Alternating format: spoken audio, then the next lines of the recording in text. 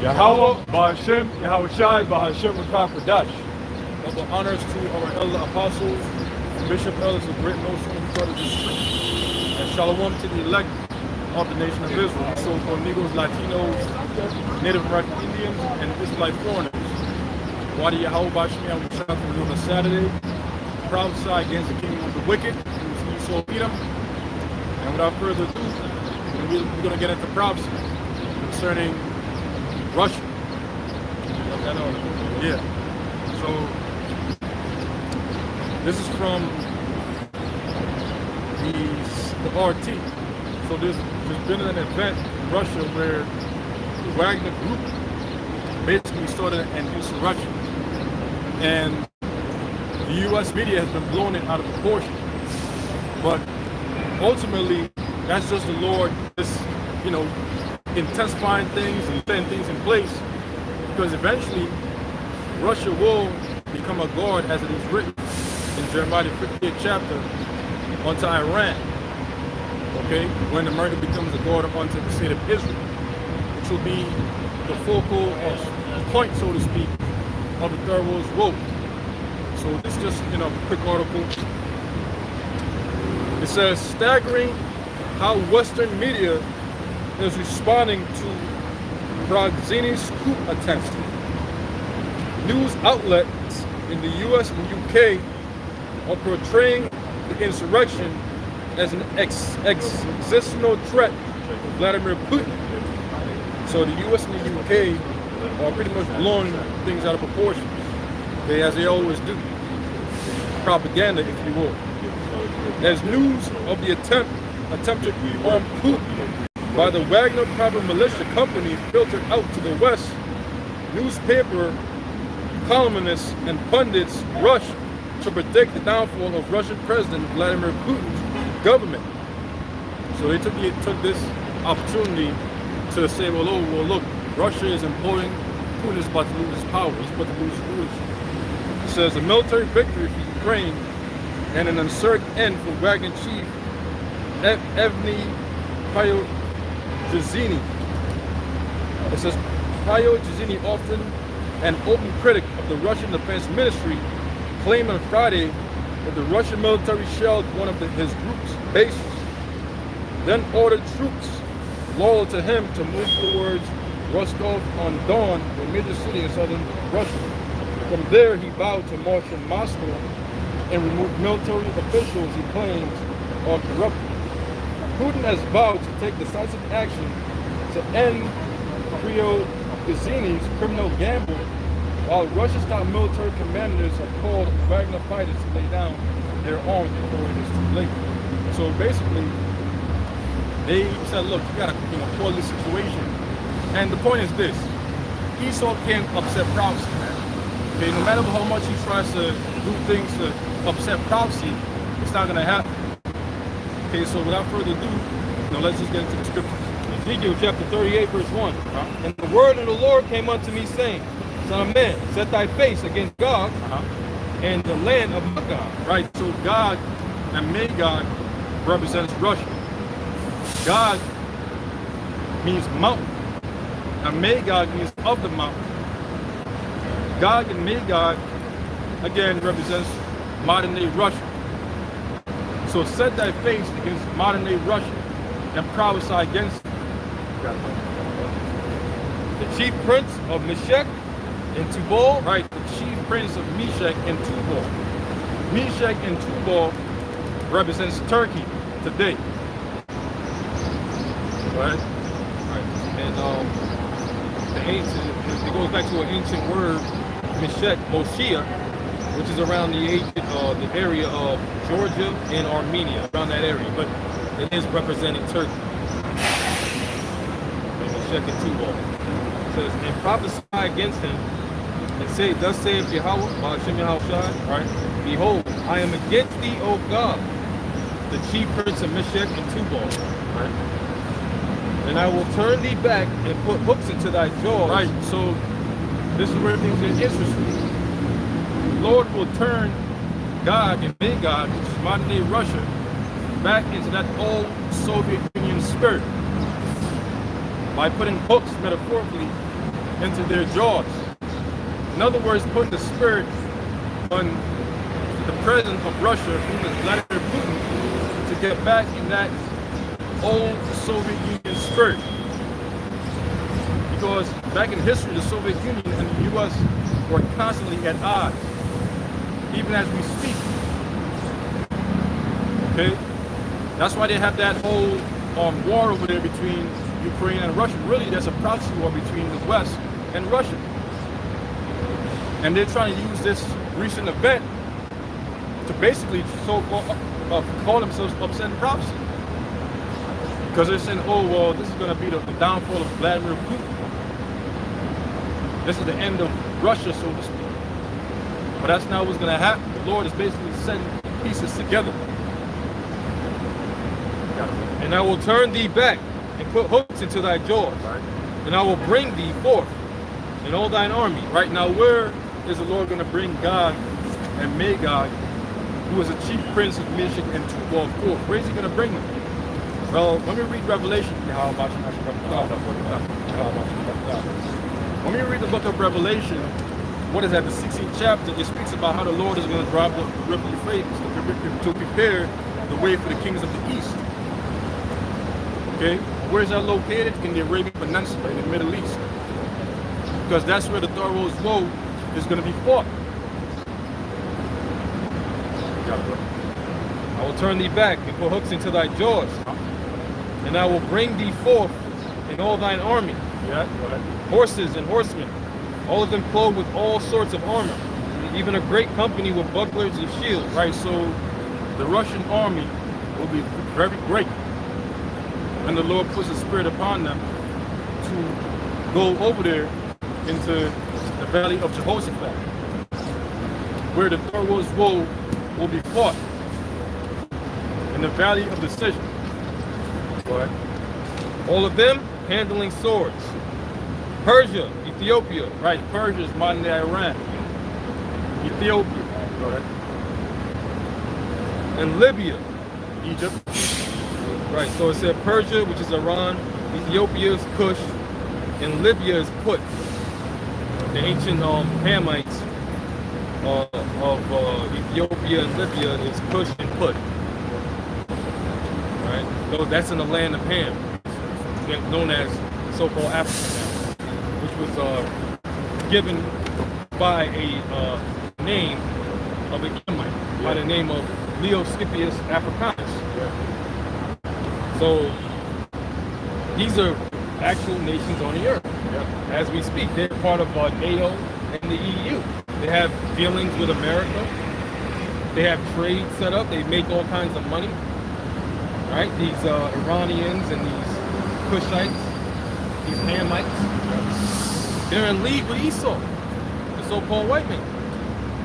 Right? So this is the times that we're in. We're in the times where the Most High is mustering the host of the battle. Persia, Ethiopia, and Libya with them, all of them with shield and helmet. Gomer and all his bands. Now I looked up Gomer. It's in the same area of, you could say Meshach, Tubal is a pretty vast area. But they have like sub names to describe certain peoples that dwell in that area. Although it's in the same kind of area, right? Because as we know, over the course of thousands of years, the names of geographical locations change, and that's like part of the mystery of understanding who these people are that the Lord is talking about. Okay, but Gomer they have the ancient name of Cimmerians with a C. All right, that's like Ossetia and North Caucasus, that area, that region. Okay. And all his bands, the house of Torgamah of the north quarters and all his bands, and many people with thee. Be thou prepared, and prepare for thyself, thou and all thy company that are assembled unto thee, and be thou a guard unto them. right? So what are they to prepare for? Again, Thoros Woe, which coming quickly, according to Revelation chapter 11, verse 14. So we are in the season of war. According to Ecclesiastes, the 3rd chapter, the 8th verse. That's why these different nations have been beating their plowshares with swords and their pruning hooks with the spears.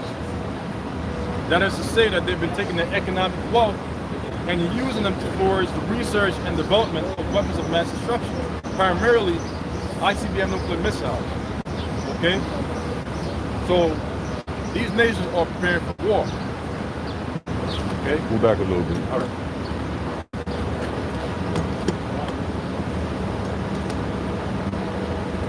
I like it, brother. It's all right. Ezekiel 38 and want me to read 7 again? Yes. No problem. Ezekiel 38 and 7. Be thou prepared, and prepare for thyself, thou and all thy company that are assembled unto thee, and be thou a guard unto them. All right, be thou a guard unto them. All of Russia's allies, in particular Iran, will be a guard unto them. Got it. And after many days thou shalt be visited in the latter years, thou shalt come into the land that is brought back from the sword, and is gathered out of many people, against the mountains of Israel, which have been always waste. Mountains mean government. Because you see, the time is going to come when the Lord Yahweh, through His Son Yahweh Shai, will also purge the land of Israel, that entire land, as we speak, with nuclear fire as well. Because it is polluted by Amalekites, which are Edomites, which according to Malachi chapter 1 verse 4, is the wicked. Right now, the nation of Israel, so-called Negroes, Latinos, and Native American Indians aren't dwelling in the land of Israel. They are yet this day in captivity here in America, Babylon the Great, and also certain parts of the world, but primarily here in America, Babylon the Great, as slaves, subject to our enemies, with the chief of them being the Edomites. So the time is going to come when the Lord is going to purge and purify His land.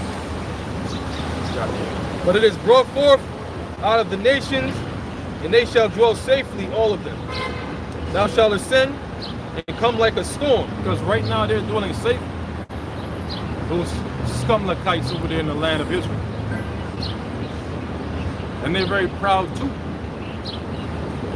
But that American Edomite, oh man, he's more stout than his fellows. He's most proud. And the scripture says that the pride of thine heart had deceived him. Because this devil truly believes in his heart of hearts that his house is going to continue forever. Thou shalt ascend and come like a storm. Thou shalt be like a cloud to cover the land, thou and all thy bands. Yeah, because remember, the Lord is preparing the way for the kings of the east, for Russia, and for its allies, which it will become a guard unto. Because that is where the Third World War, again, will be fought according to biblical prophecy. Refer to Joel, the 3rd chapter. Okay. Thou shalt ascend and come like a storm. Thou shalt be like a cloud to cover the land, thou and all thy bands, and many people with thee. See that? So Russia, the Russian army, and their allies are going to be like a cloud to cover the whole land. Which means that they're going to be a lot. It's going to be a great army. Got it, bro. And it says, and all thy bands and many people with thee, thus saith the Lord power, it shall also come to pass that at the same time shall things come into thy mind, right, and thou shalt think an evil thought. Right. What's going to be that evil thought? To shoot ICBM nuclear missiles upon America, Babylon the Great. Because this is the land that the Lord is going to destroy with 200,000 nuclear warheads. And last week, the Spirit had us go into that. This is the land of unwalled villages, as it will state. Why is it considered the land of unwalled villages? Because this land has never been touched by nuclear destruction. The people here in America, Babylon the Great, they dwell very comfortable, very complacent, and very proud. That's why their city is going to be troubled. And thou shalt say, I will go up to the land of unwalled villages. Here it is. Here it is.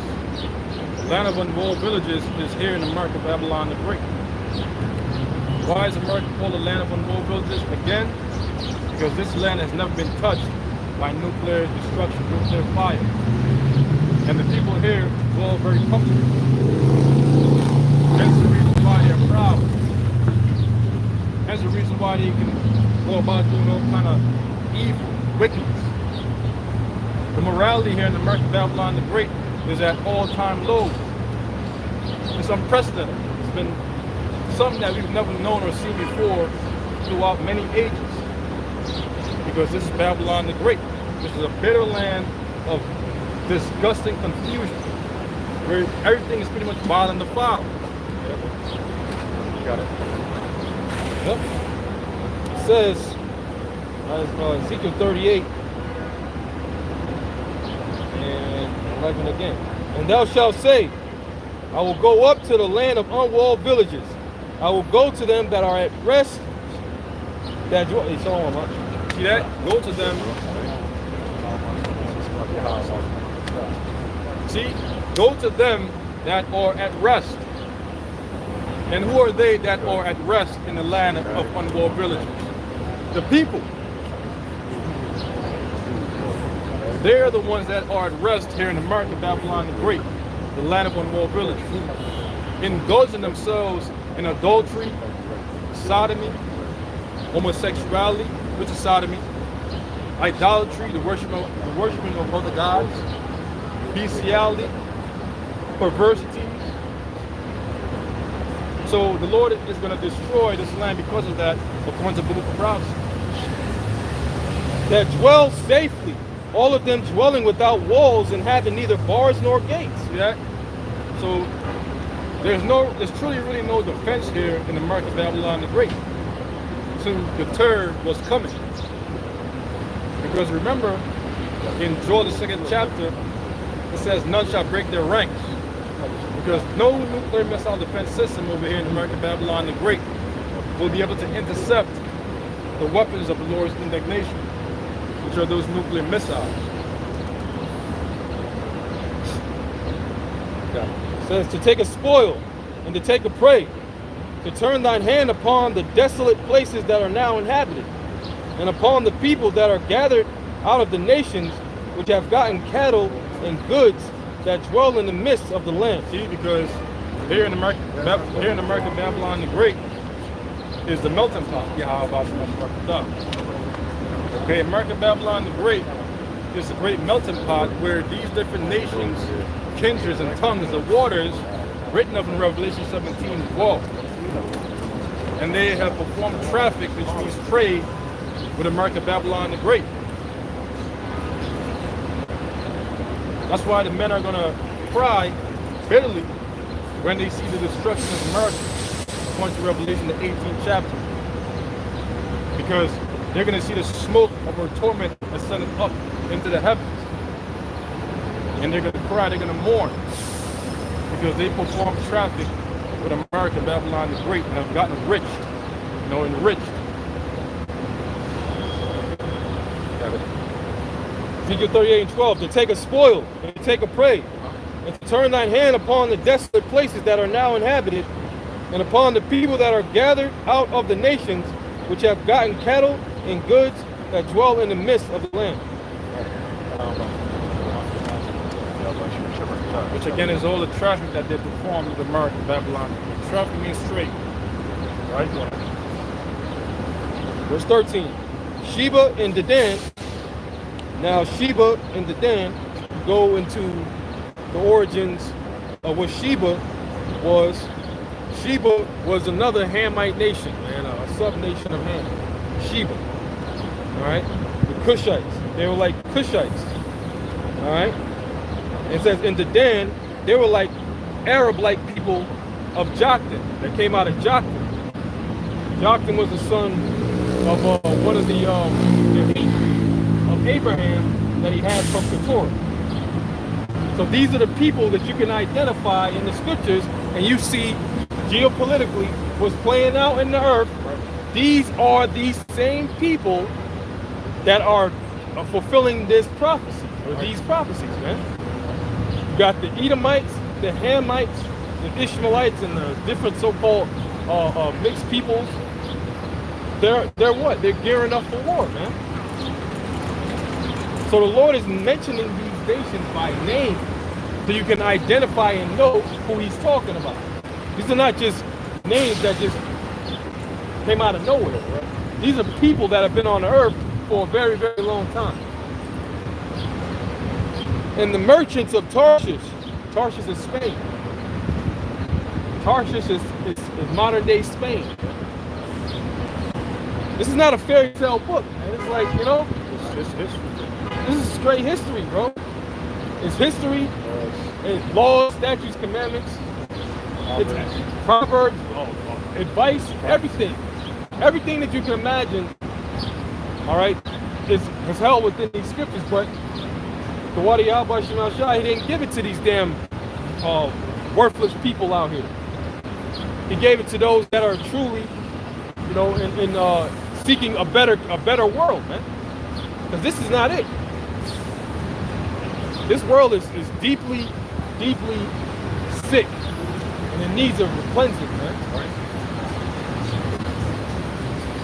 Sheba and Dedan and the merchants of Tarshish, with all the young lions thereof, shall say unto thee, art thou come to take a spoil? Hast thou carried or gathered thy company to take a prey, to carry away silver and gold, to take away cattle and goods, to take a great spoil? Therefore, son of man, prophesy and say unto God, thus saith the Lord power, in that day when my people of Israel dwelleth safely, shalt thou not know it? Right, because the time's going to come when the Lord is going to put his people back into the land of Israel. And that will begin to be elect of the nation of Israel. But first, that land must needs be cleansed. And it will be cleansed by thermonuclear fire.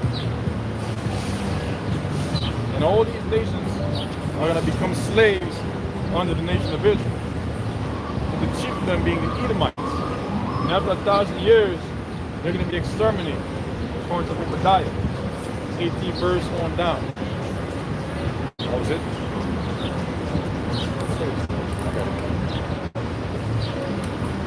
Okay, so this is Isaiah chapter 13, verse 1. The burden of Babylon, which Isaiah, the son of Amos, did see. Right. Lift ye up a banner upon the high mountain. Again, America is Babylon the Great. And that banner that we're lifting upon the high mountain is a high mountain of Esau and Edom. Here in America, Babylon the Great. What's that banner? The scriptures. That's the banner that we're lifting up in the high mountain. A mountain is a government. A high mountain is a great government. Go ahead. Lift ye up a banner upon the high mountain, exalt the voice unto them. Right, that's what the scripture says, to cry aloud and spare not. Lift up thy voice like a trumpet. To shew my people their transgression. Because in so doing, they'll hear these words. They'll see that spiritual banner, which are these words. And they'll come to it. Right? Exalt the voice unto them, shake the hand, that they may go into the gates of the noble. Right. And where is the gates of the noble? In the highways and byways. The agora. That's why it says in the book of Proverbs, wisdom cried out. She uttereth her voice in the streets. She cried in the chief place of concord, in the openings of the gates, saying, hold on, ye simple ones, that ye of simplicity. Verse 3, I have commanded my sanctified ones, I have also called my mighty ones for mine anger, for the angels. Even them that rejoice in my highness. Verse 4, the noise of a multitude in the mountains, like as of a great people, a tumultuous noise. And what's that talking about? The armies of the various mountains, of the various governments.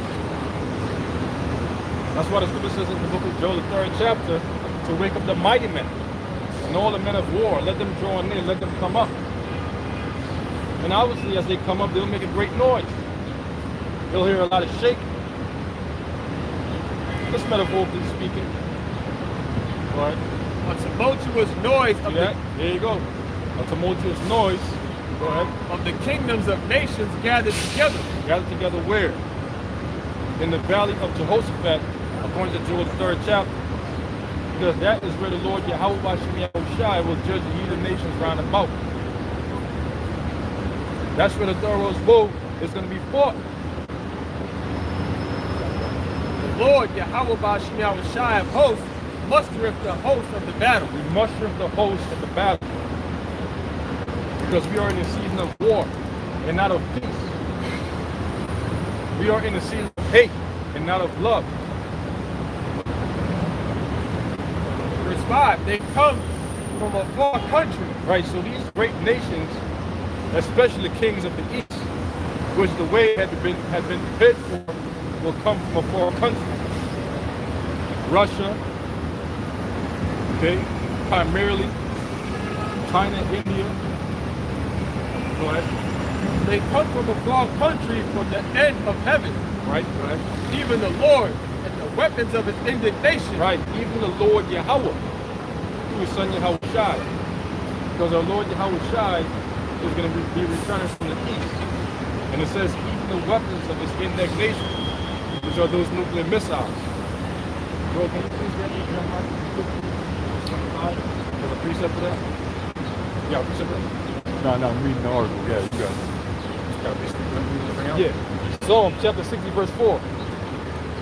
Thou hast given a banner to them that fear thee, that it may be displayed because of the truth. So, brother just brought out earlier in Isaiah 13:1, the burden of Babylon, which Isaiah the son of Amos did see, lift ye up a banner upon the high mountain, exalt the voice unto them, shake the hand, that they may go into the gates of the noble. So, right here in Psalm 16:4, thou hast given a banner to them that fear thee. That's the prophet.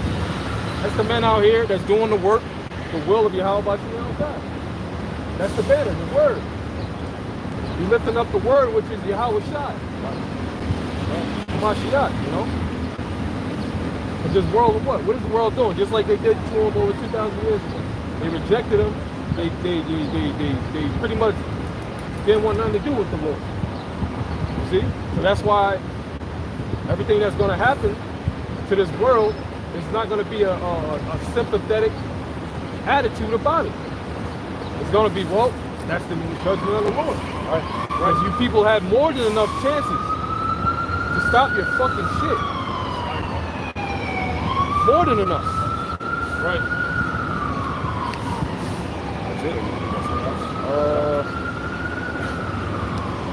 That was it for now, bro. But you know, keep going in prophecy. Isaiah 13:5.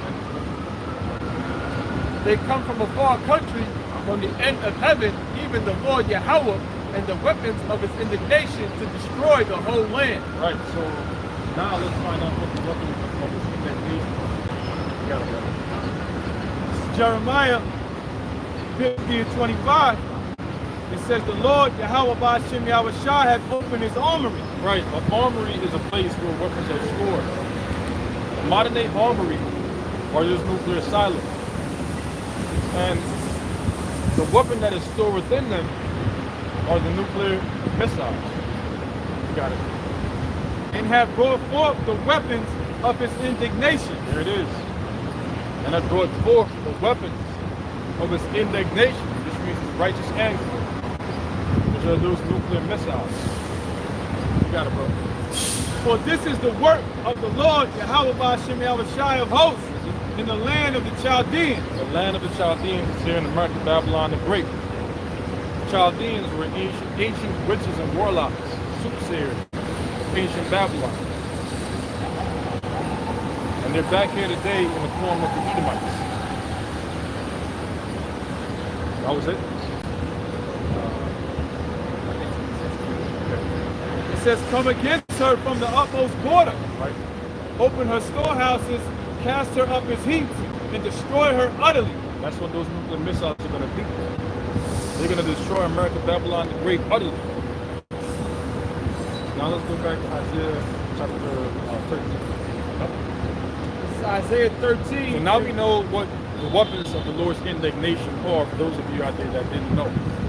Now you know what it is. Isaiah 13, verse 6.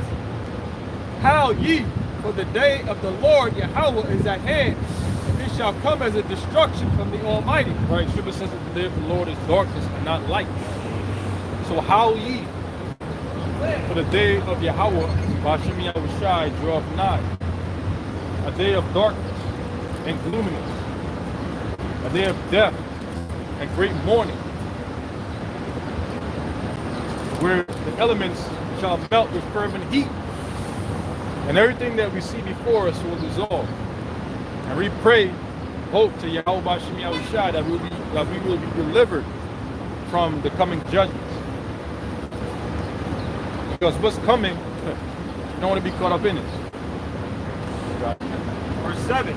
Therefore shall all hands be faint, and every man's heart shall melt. Right, for all the evil, all the bad times that the Lord Yahweh, through His Son Yahushua, will bring upon this land. Because men are going to be as women. And if men are going to be as women, how much more women that, as we speak, are extremely proud, full of hubris. We can and they can't. All that madness, all that feminist madness. Oh, men ain't shit. Nigga ain't shit. Just that in the fourth. Okay. Guess what? The Lord won't give a damn how big your behind is, how pretty your face is, how big your chest is. Because when the Lord starts to open up judgment, guess what? Your breed is going to become a curse. Because men are going to start to rape and ravish a lot of pretty women. So keep talking, you know, all your big talk and whatnot. Verse 8. And they shall be afraid. Pains and sorrows shall take hold of them. They shall be in pain as a woman that travaileth.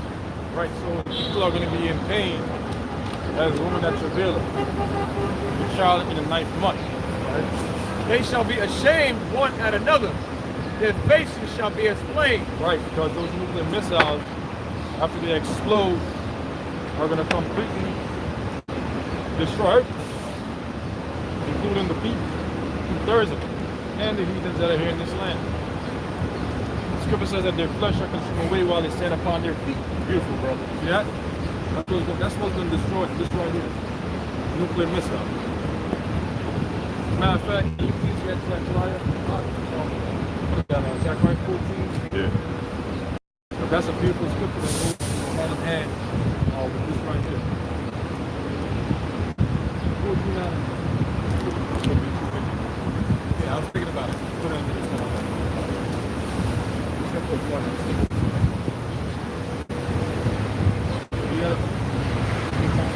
Isaiah 13 and 8.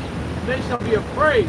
Pains and sorrows shall take hold of them. Right. They shall be in pain as a woman that travaileth. Right. They shall be amazed one at another. Their faces shall be as flame. Their faces shall be as flame. Now get that.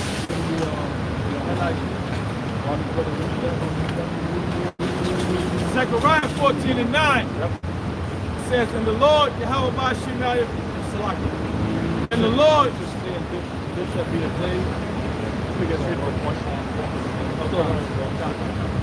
Zechariah 14 and 10. Yep. All the land shall be turned as a plain from Geba to Ramon. That's not it. 12. 14 and 12. 14 and 12. Zechariah 14 and 12. And this shall be the plague wherewith the Lord, Yahweh Ba'ashem Yahushua, will smite all the people that have fought against Jerusalem. This is the plague. This right here. Nuclear missiles. Particularly the warheads. Because with their heads they hurt. That's Revelation 9 chapter. This is going to be the plague that the Lord is going to use to destroy American Babylon great and the people. According to biblical prophecy. Their flesh shall consume away while they stand upon their feet. Right? And their eyes shall consume away in their holes. Just like in the movie Terminator. Remember that scene with Sarah Connor at the fence? Well, that's what's going to happen. Their literal eyes are going to consume away in their holes. metaphorically, their vision for the future. Right? And their tongue shall consume away in their mouth. Right, so even their tongues are going to consume away in their mouth.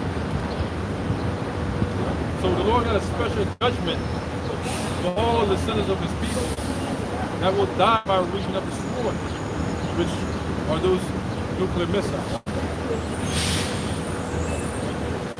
Alright? That's it? Yeah, that was it. Okay, so now let's go back to Isaiah 13:8. Yep. Isaiah 13:8 in the NIV. It says, terror will seize them. Pain and anguish will grip them. Right. They will write like a woman in labor. They will look aghast at each other, their faces aflame. Right, so again, this will be caused by those nuclear missiles. Right?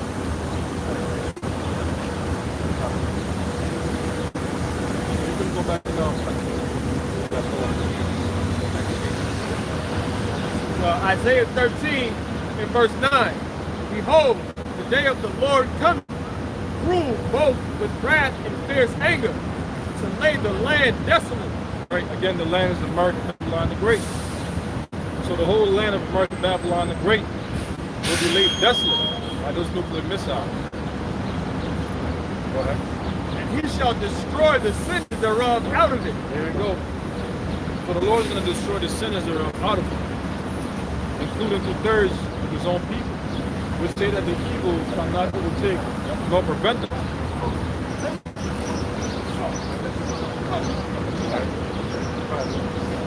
Verse 10. For the stars of heaven and the constellations thereof shall not give their light. Right, because after those nuclear missiles explode, everything is going to be covered. The sun and the moon. And metaphorically, that also represents how the Lord is going to cut off the knowledge and the wisdom from this place. Right? The sun shall be darkened in his going forth, Right? and the moon shall not cause her light to shine.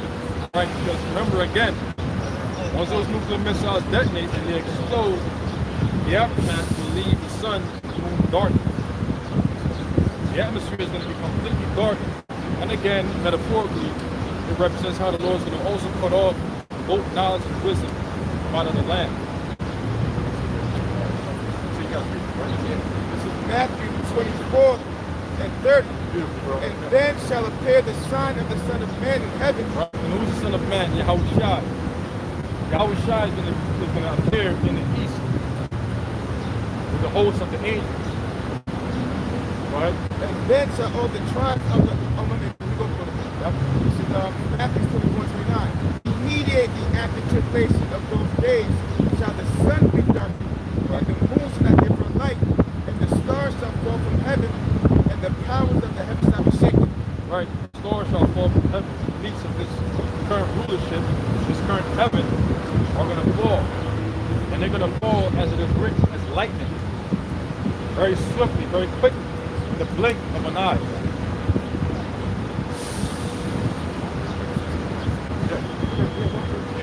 Twofold, because the Howard Shah is going to be coming in the midst with all the angels in the midst of those missiles. Right. So that's why the sun's going to be darkening, the moon's not going to get the light, because you're going to have the army of the Lord, two armies.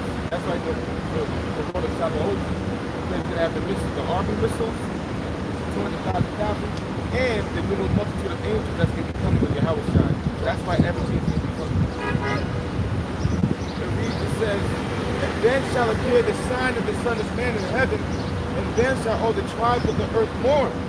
And they shall see the Son of Man coming in the clouds of heaven with power and great glory.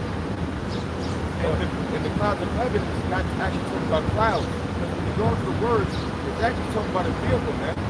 These are the secrets and the metaphors that the Lord uses that you people don't understand. Because years ago when the apostles was talking about UFOs, people thought that we were crazy.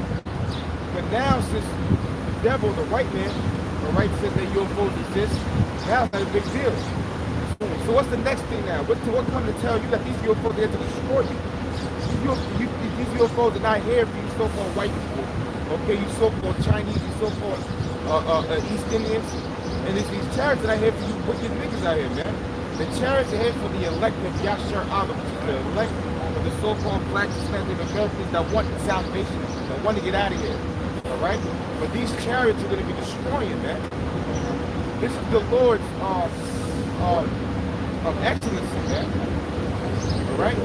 This is Revelation 1 verse 7.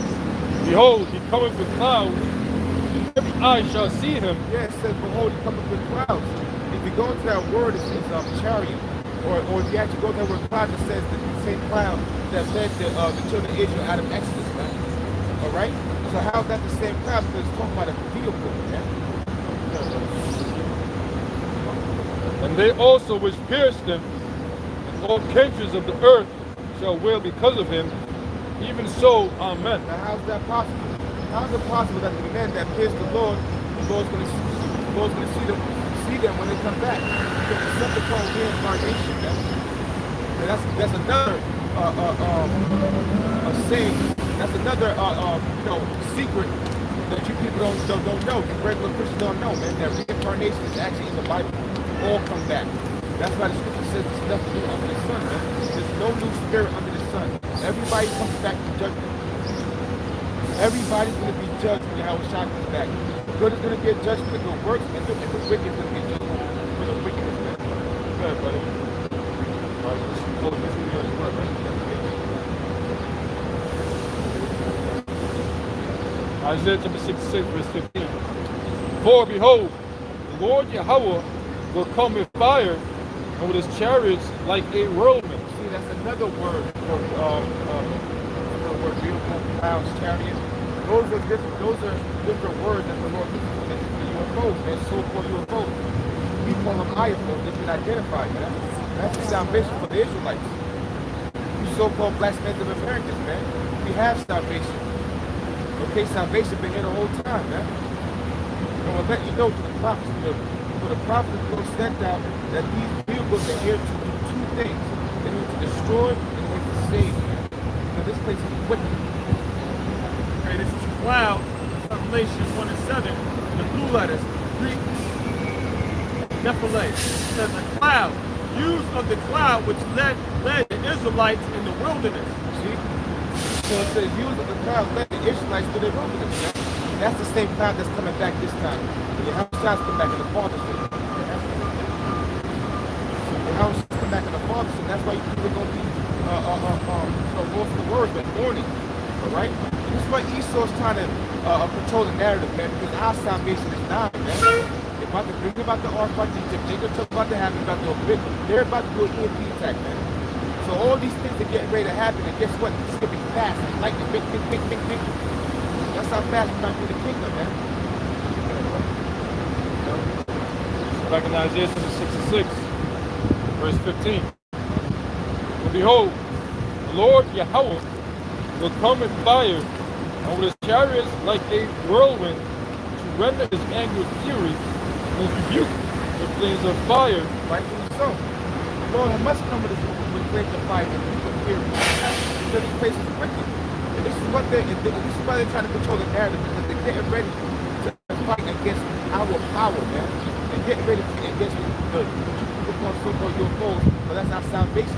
Those are angels and vehicles. And they're getting ready to make their mark, man. Okay. It says, his rebuke with flames of fire. Yeah, the rebuke with flames of fire. What's that talking about? Concentrated fire, lasers. Like Esau puts out a movie, man. War of the Worlds, War of the Worlds, Independence Day. And there was other movies on Netflix that had some, basic UFO invasion. But what do they show? They show that these vehicles, all right, let out something called concentrated fire, which people call lasers. And then when you go into it, you see that these orbs or these chariots, all right, because they don't have to necessarily be orbs as well, all right, they can be in different forms. But when you notice when they you saw, doing something with missiles, they was letting out fire. What was that? Concentrated fire. Knock it out the way. Well, that's going to be pointed towards people now. All right? That's what's going to be happening. And Esau going to have his technology, let them out. It's going to be war to war, realm against realm. By fire and by his sword will the Lord Yahweh plead with all flesh, and the slain of the Lord Yahweh shall be met. Yeah, because there's going to be more destruction than salvation. There's going to be more death, more people dying, all right, than people keep being saved. And that's how it's going to go down. And this is the narrative that, and this is why these people going to pay. They're going to pay for the lies that have been spread upon the whole world, man. I'm talking about the so-called white people, the Edomites. Really, you elites. Because these regular Edomites here don't know what's going on, man.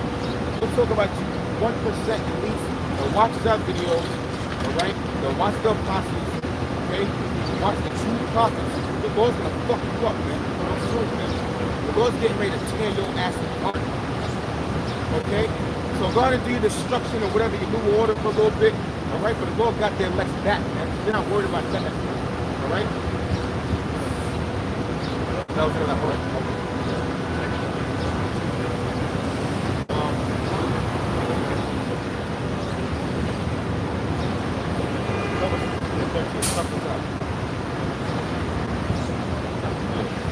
Second Ezra 13, it says, and it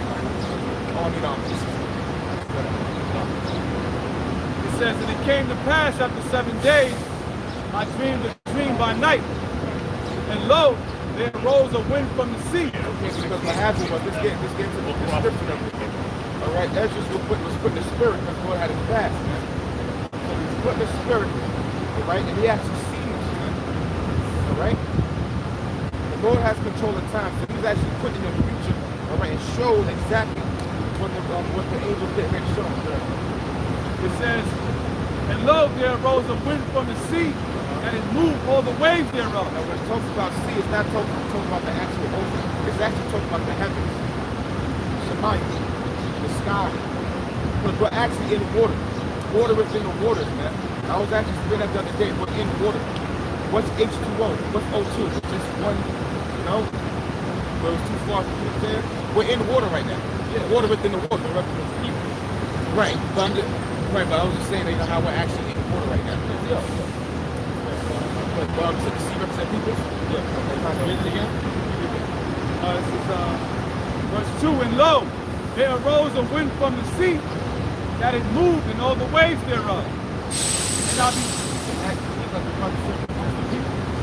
okay?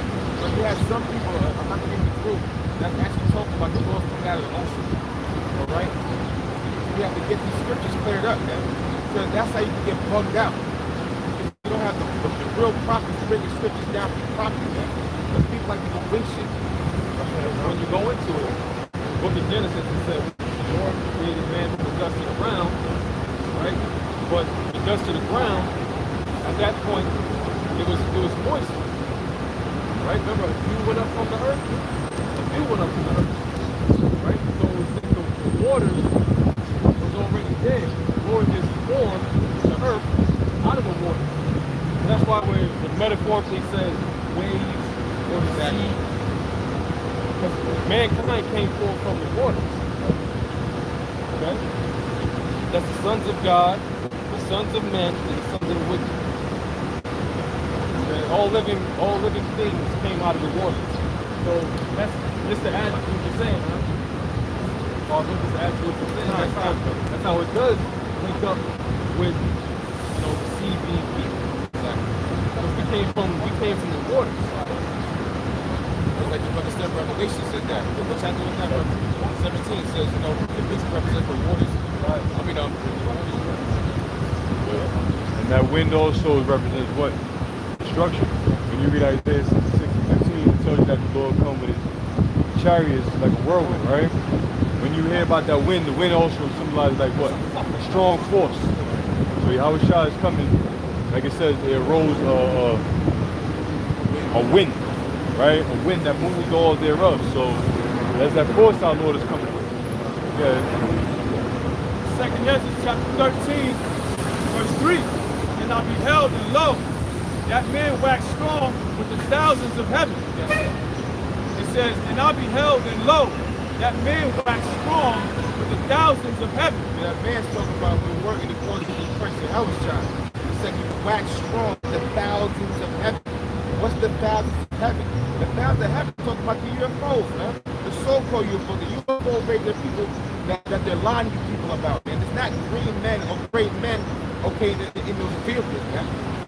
All right, those are angelic, dark-skinned beings, man, that look like us, basically, man. They look like Negroes, basically, man. To make it easier for people to understand. They're dark-skinned angels. The angels are dark-skinned men, and that's the last thing Esau wants to tell you. Man. Read that again. It says, and I beheld, and lo, that man waxed strong with the thousands of heaven. And that man, guess what? That man looks like a so-called Negro. And that's why everybody's gonna be mourning, man. When you go to that mourn, that word mourning means people gonna make a high-pitched sound of pain. They should be mourning because who wants to see this? All right, only the elect. But you people don't want to see. That's the last thing you people want to see. Crack standing on a UFO, probably bigger than the Earth, man.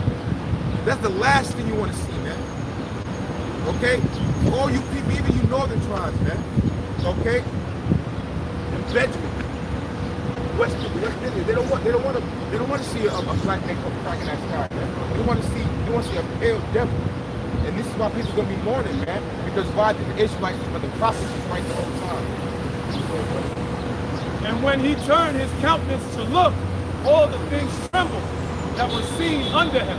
Yeah, because the house has come with that force and that power, man. Okay? Verse 4. And whensoever the voice went out of his mouth, all they burned that heard his voice. That's the point when he gets it. The voice that came out of his mouth. Talk about the fathership, the concentrated fire that's going to actually be coming out this fathership, man. All right? Because the Lord has a controversy with the heathens. First and foremost, when Esau killed his army, man, and the wickedness that they're doing. So the Lord's not coming back here to sit down and summit, all right, and you know, and write treaties and everything else. Say, you know what? Well, you did my people wrong, but we're going to have to work it out like this. The Lord's coming with straight violence, man. What does it say right there? It says, and whensoever the voice went out of his mouth, all they burned that heard his voice. Well, what's that? That's not army. All the Esau's technologies, all of your army, all your so-called crowd, you know, your AI, that's gonna be nothing. That's gonna be destroyed. All right? Because the Lord gave you those weapons, man. Like as the earth faileth when it feeleth the fire. So this can be fire. This can be heavenly fire, man. A fire that Esau hasn't even felt or understood yet. Okay? Verse 5. And after this I beheld, and lo, there was gathered together a multitude of men out of number from the four winds of heaven to subdue the man that came out of the sea.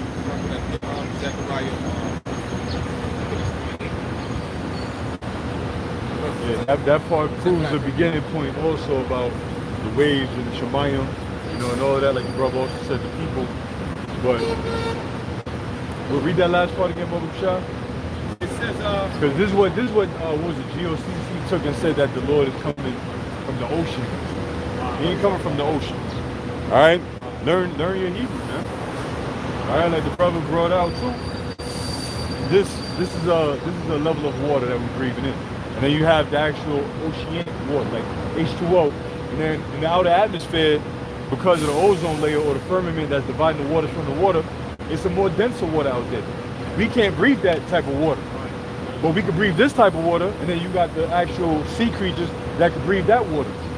You know what I'm saying? And that's how the Lord set it up. So we all breathe, even when you go into like a hot bathroom and it's steamy, that you're breathing in water. That's all water vapor. So we breathing in a form of water vapor. So the Lord, when it says that he's coming, read it one more time. and after this I beheld, and lo, there was gathered together a multitude of men out of number from the four winds of heaven to subdue the man that came out of the sea.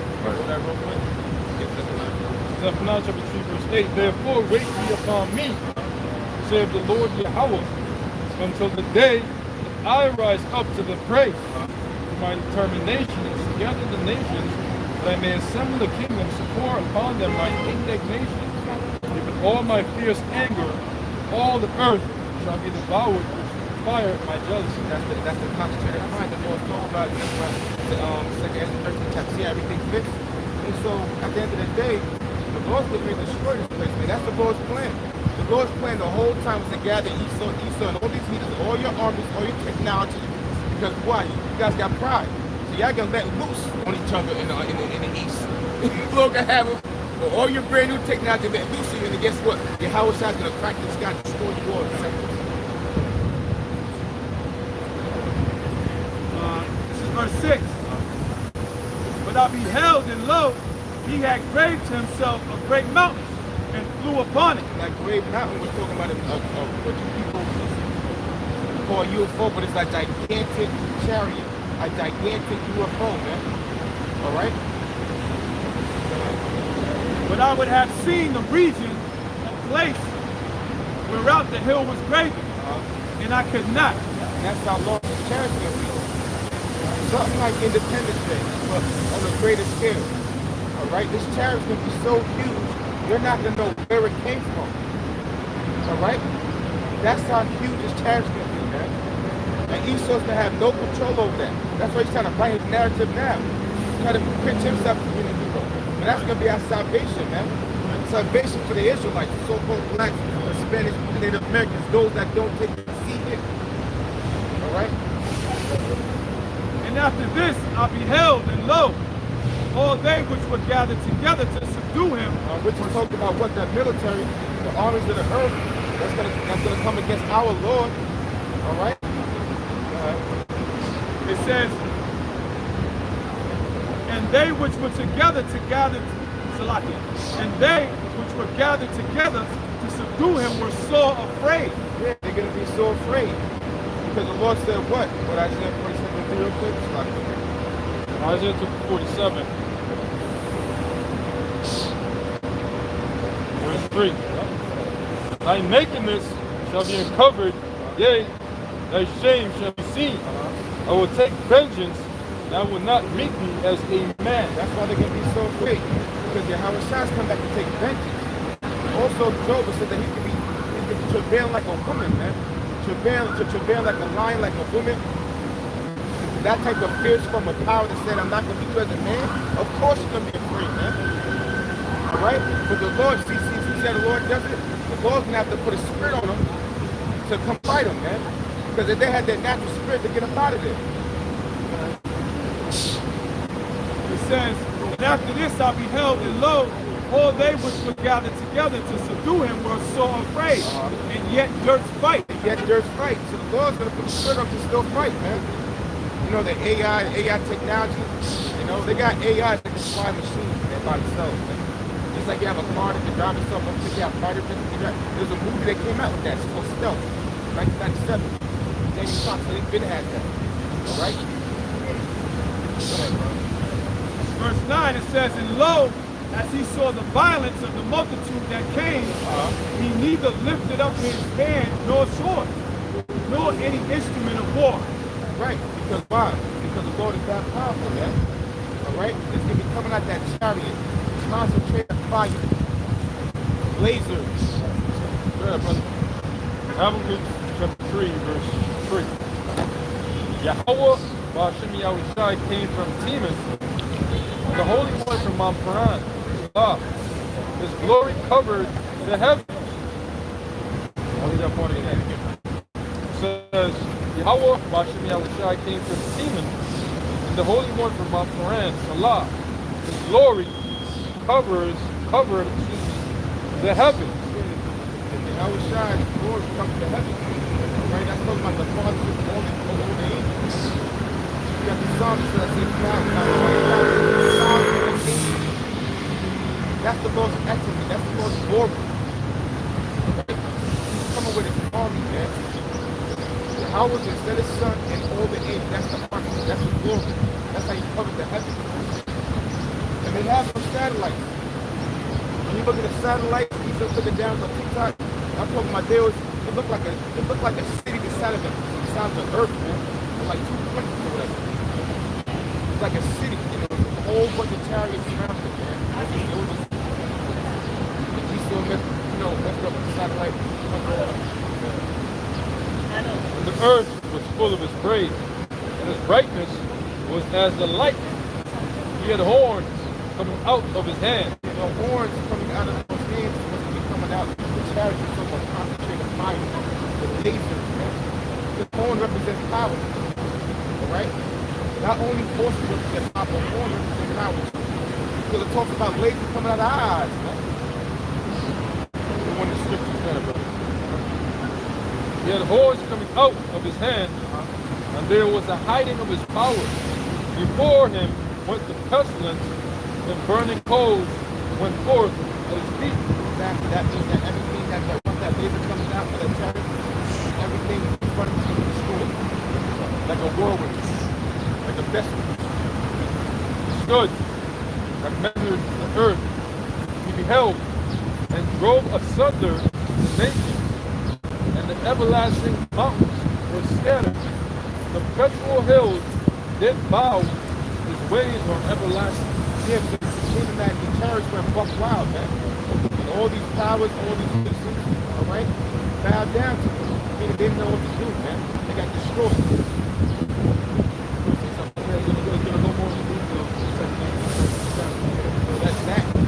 That you know, a perfect piece of the second.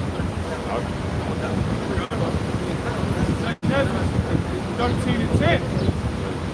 When only I saw that he sent out of his mouth, as it happened a blast of fire, and out of his lips a flaming breath, and out of his tongue he cast out sparks from the temple.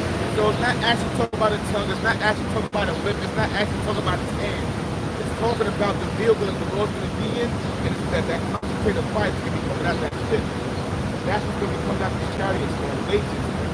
And just like we showed you, it's all throughout the scripture. So the UFO thing is not something new, man. Alright?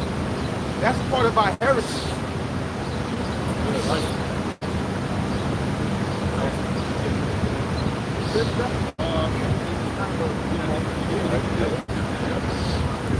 Verse 11, it says, and they were all mixed together, the blast of fire, the flaming breath, and the great tempest. Fell with the violence upon the multitude, which was prepared to fight. Think about that for a second, man. Think about that scene. Because we're not just reading this thing for bringing it down to you, we're thinking these things, man. So this is really and truly going to happen. Alright? All the armies of the earth are going to be destroyed by one blast. So how big is that blast? That ship that's how it's not going to be standing on, man. Alright? It's going to be light work for you. For your whole set to destroy this army. It's going to be light work. That's why it says there again, verse 5. Before him went the pestilence. Before him went the pestilence, and burning coals went forth at his feet. He stood and measured the earth, held and drove asunder the nations, and the everlasting mountains were scattered. The perpetual hills did bow. His ways are everlasting. It says his ways or ways. He says his ways are everlasting. Yeah. So those chariots are coming to destroy, man. Right? These chariots are coming to destroy nations. These are armies. That's what they're coming to do. That's the chariot scripture right there. Right. And it says the mountains, right? It says mountains and hills besides that, bro. Yeah. Read that again. Because Esau is the greatest, this government is the greatest mountain that's standing, bro. Actually, this is, hey, no other kingdom was ever compared to the golden cup in the Lord's hand, besides Babylon the Great. Even though Nebuchadnezzar's kingdom was like the head of gold statue, and that really did a good ass whooping to the southern kingdom, right? But no kingdom was actually the golden cup, that precious cup in the Lord's hand. So that precious cup, which is ran by the Edomites, you got the NATO, the EU, the beast, right? These conglomerates of Edomites are all gonna bow down to Yahweh Shah, bro. They gonna bow down. They gonna bow down to Yahweh Shah, they gonna bow down to the angels, and then the smaller ones, because it said the hill. Yeah, read it again, right? And bro, and guess what? They gonna bow down to Yahweh Shah. Who the hell was they gonna bow down to? The elect. Lord willing us, bro. We gonna have our foot on their neck, man. So it starts with our Lord. The Lord is coming back for some serious business. Yeah, bro. Right. Habakkuk chapter 2, verse 6. He stood and measured the earth. Right. He beheld and drove asunder the nations, Right. and the everlasting mountains Uh-huh. were scattered. Right. And everlasting don't mean forever, never, and never, and ever. Because the nations are going to be here, but Esau is going to be the only mountain or governments or nation, I should say, rather, that's going to be totally obliterated. All right, after 1,000 years of hardcore bondage. Okay, but all these mountains are going to scatter. Go ahead. The perpetual hills Uh-huh. did bow. Right, the perpetual hills. They bow. So these nations that's been ruling for so long, they're all going to bow down when Yahweh shall come back. Now Esau could play with his what you call that joint, the Project Bluebeam and all that, which is gonna be a deception, but that energy ain't gonna be there. That vibe ain't gonna be there. He gonna deceive the masses, the sheep, like he's doing now. But the elect, unless we, brother, we gonna feel it when it's Yahweh. And besides, if it don't happen, if it happened right now, it's bullshit. I don't care if they put a so-called black man on top of that chariot. If it happens right now, tomorrow, it's bullshit because the MOTB haven't been made mandatory. Famine, Jacob's trouble. So a lot of things didn't happen yet to the point where Yahweh Shah gonna crack the cloud. But when we start to see these, that's why I say measure the time diligently so that you don't be deceived. You know? But now they come with Caesar with a cloud, because more than likely he's going to try to come with Jesus, so-called Jesus, sitting on a cloud, you know, a nice fluffy cloud, and you know, with his hands out, you know, and just hovering and shit. He gonna deceive the masses. You know?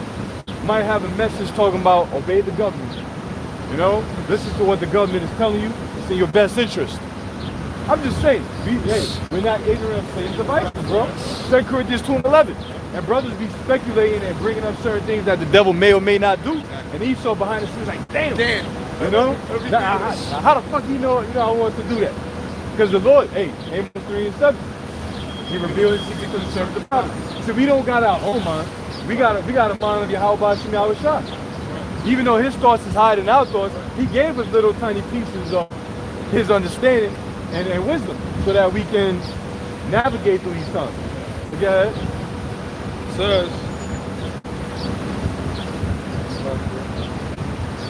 says, the perpetual hills that bow, his ways are everlasting. That's it. His ways are everlasting. And what's the strongest one out of them all? The truth. So that's gonna last forever. You got it back, bro. Wherever you was at. Yo. Yeah, bro. Finish that off.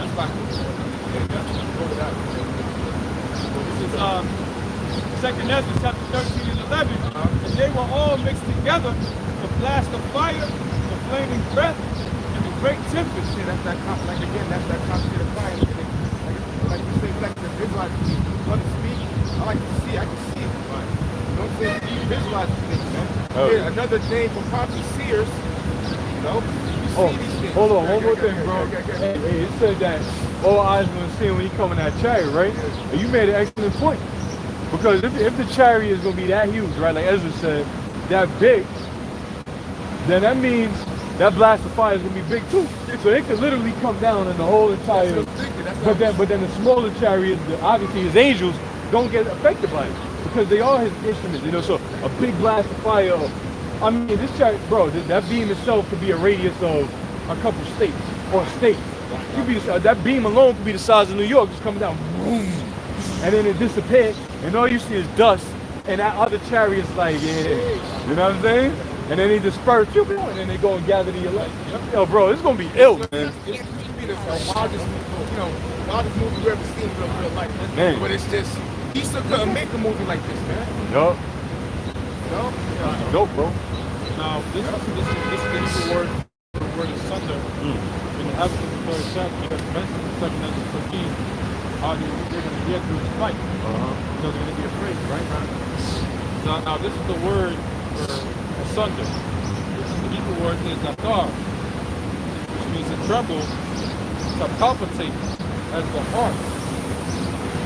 Yet, to fall off, to fall away, especially with a fluttering, to cause to tremble.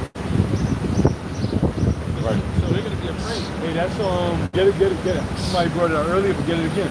Isaiah 13:7. I think somebody got the 8th verse, but get 13:7 because that goes into what you just said, right?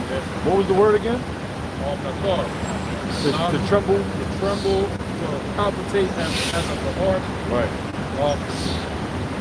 To tremble, to cause to tremble, to fall away, especially with a fluttering heart. Hey, because get the precept, bro. Because you read it too, also, bro. But they durst fight, right? They durst fight. Ride with it. Yo, bro, look at ancient Egypt, man. With them Egyptians chasing after with their chariots. You think they weren't afraid of the chariot? But the scripture said that the Lord hardened Pharaoh's heart. So them Egyptian soldiers, they had to take orders. And then these military, they gonna have to take orders. Esau is designed to take orders. So he's gonna have to take orders, and the Lord is gonna make them put in their spirit to still fight. Because that also showed the pride of their heart. Like, who in their right mind gonna fight against the chariot? Try to, with their little spacecraft. Yo, bro, as fast as them jets can go, bro, that chariot would circle around your ass 20,000 times, bro. And get you dizzy, and it just stop. You going fast, and it's just looking at you, and going backwards while you going forward. Man, listen, bro. Angles that you can't, because we have to slow down the angles. The chariot don't have to do that. They defy the law of gravity and all that, bro. So they still gonna fight, but read that Isaiah 13, bro. Isaiah 13, verse 7. Yeah. Therefore shall all hands be faint. Right, like what the brother went into, faint or tremble. When you faint-hearted, your heart is trembling. You're scared, you're afraid. So men's heart shall faint, guys. Meaning their mind. All right, their mind is gonna be unstable and not at ease. But yeah. Therefore shall all hands be faint, right. And every man's heart shall melt. And every man's heart shall melt. All right, every man's heart shall melt when they see the Lord, which is the so-called black man, come back to reign and rule on this planet Earth. Okay? And matter of fact, Wisdom of Solomon 5. Somebody got to get that. Especially when they see what he's coming with. Like, hey man, listen. Y'all fell for the okie doke, bro.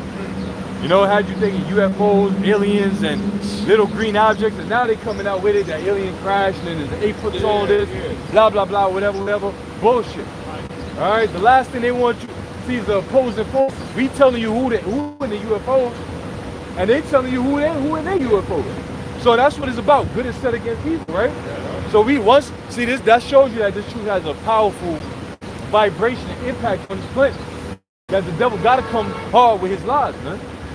So whoever want to believe is little green aliens, let them believe it. Because they're going to be the ones that's going to get blindsided and caught off guard, especially by the element of surprise when this shit go down. Okay? Now, we see chariots right now, bro. We don't get faint-hearted. We rejoice. Because in our spirit, that's our salvation, man. In our spirit, we know that that's what's going to beam us up, man. But these people get scared because they don't know. So go ahead, bro. This is Romans chapter 9, verse 17. For the scripture said unto Pharaoh, even for this same purpose have I raised thee up, right? That I might shew my power in thee, and that my name might be declared throughout all the earth. Right, now Pharaoh was made great, king of Egypt, and his army, his riches, and so on and so forth, his power, just so that the Lord can deliver what the world will call slaves from the clutches of these top people. So how much more now? Bro, we at the basis, bro. We at the absolute bottom of society.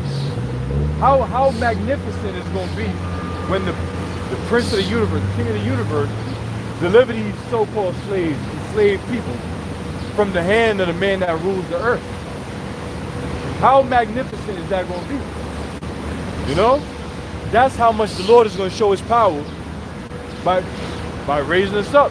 That's why it's going to be no more said that the children of Israel that the Lord lived that brought the children of Israel from the land of Egypt, but from the land of the north. Yeah, this is how you get it. Stay in Romans 19 because it actually goes into hardening Pharaoh's heart. So it's going to be a great deliverance, man. And before that happens, of course, a process of a few prophecies must come to pass. And that's why we are constantly blowing the trumpet, warning the people, letting you know what exactly these prophecies are. Like pay as you go. All right, good point. When you tap for, the bus just passed by and says pay as you go, and there's a phone on the scanner. That's what his word was heading. You know, cashless society, exactly. July 1st, where's July? July 4th, what is it, 1776? You know, the birth of the Illuminati. What a perfect month to bring this up. You know? What a perfect month to have this CBDC go live. And 4th of July is a big ass holiday. Everybody gonna be celebrating that. You know? While they worrying about 5 Edomites that allegedly got imploded and some submarine and all that bullshit. You know, perfect distraction. Perfect smoke screen. You know? As a matter of fact, Lord was through the spirit. I was actually going into certain articles on exactly what I'm saying. So Lord, I'm gonna go into a couple of that. But read on. How happened in 1912? Well, yeah, I did that last night. Yeah. Yeah. But like you said, nothing under the sun. You know, new under the sun. Like, that can't be just a coincidence, bro. No, it's not. Not at We all. already know. Not at all. Huh? Yeah. You know, and then one was called Titanic, the other one was called Titan. Which Titan is supposed, the word Titan, I believe it means like some grade, you can look it up, some grade of stature or something along those lines. You know, highly esteemed or something. You got it? The word Titan? Yeah. Yeah, just look it up real quick. Verification sake. Yeah, because you got Titan and Titan Inc. or Titan. Same shit. It says a person or thing of very great strength, intellect, or importance. Well, there you go. You know, America's the Titanic. America's a sinking ship. You know, like I had a dream through the spirit not too long ago. I did a video on it too, but like, you know, it was a ship that was sinking and people was at the top of it, and it was sinking in 3 phases. You know, like 3 different levels. The first level was damn near submerged underwater, and then when I was in the dream, it was like in between the second part of the ship sinking. So it's gonna be another crisis, bro. And then the final shit is gonna be the destruction when this shit is totally sunk. You know, America, the Titans, the Titanic. The Titanic just symbolizes America, man. You know, and the elites, they want the place to fold and crumble so they can totally have control over it. But yeah, what you got? About the Titan. I have put the little people into it, and there was a book that was published in 1898 Right. about a Titan sinking, and then it got republished in 1912 called The Wreck of the Titan. Look at that, bro. Look at that. Matter of fact, you say that one more time, brother. Check it out real quick. This is what the book looks like. Let me show the camera. This book got republished in 1912. In 1912, it tells you the month? It didn't say the month. All right. Well, you know what? It's still 1912. That's what it says. But the original book was called Utility, and it was published first in 1898. 1898. And then it got republished in 1912 as The Wreck of the Titan. Look at that, look at that. Look at that. And it shows like hell yeah. Hey, bro, listen. And I'm totally, I ain't going back on this, but anytime the media get the masses' attention, then it's bullshit. I don't give a fuck. Nothing changes my mind on that. Everybody and their mama talking about that shit. So anyway, it's like another psyop, psychological operation. How do you play on somebody's psyche? By attacking their emotions. You know? You get their emotions and that's how you get their psyche. And that's what they're doing.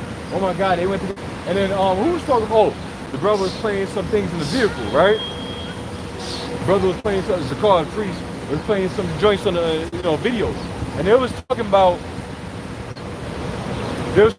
how something along the lines going down there and people discovering that there's no visible damage due to an iceberg now. You know what I'm saying? You know? Because wait a minute, if an iceberg sank the shit, and if they actually do like archaeological shit on it, where's the damn big ass scrape? Where's the you know what I'm saying? So we know he's up to something. And yes, these devils they would sink an entire ship full of people. Hey, 9/11. Yo, the Titanic ain't nothing but another 9/11. exactly. All the motherfuckers in the building was sacrificed. Everybody on that ship was sacrificed. Even those rich, influential billionaires at the time, which would be billionaires, multi-billionaires today, who were opposing the Federal Reserve. So it's fishy, super fishy. Esau is a big stinking fish.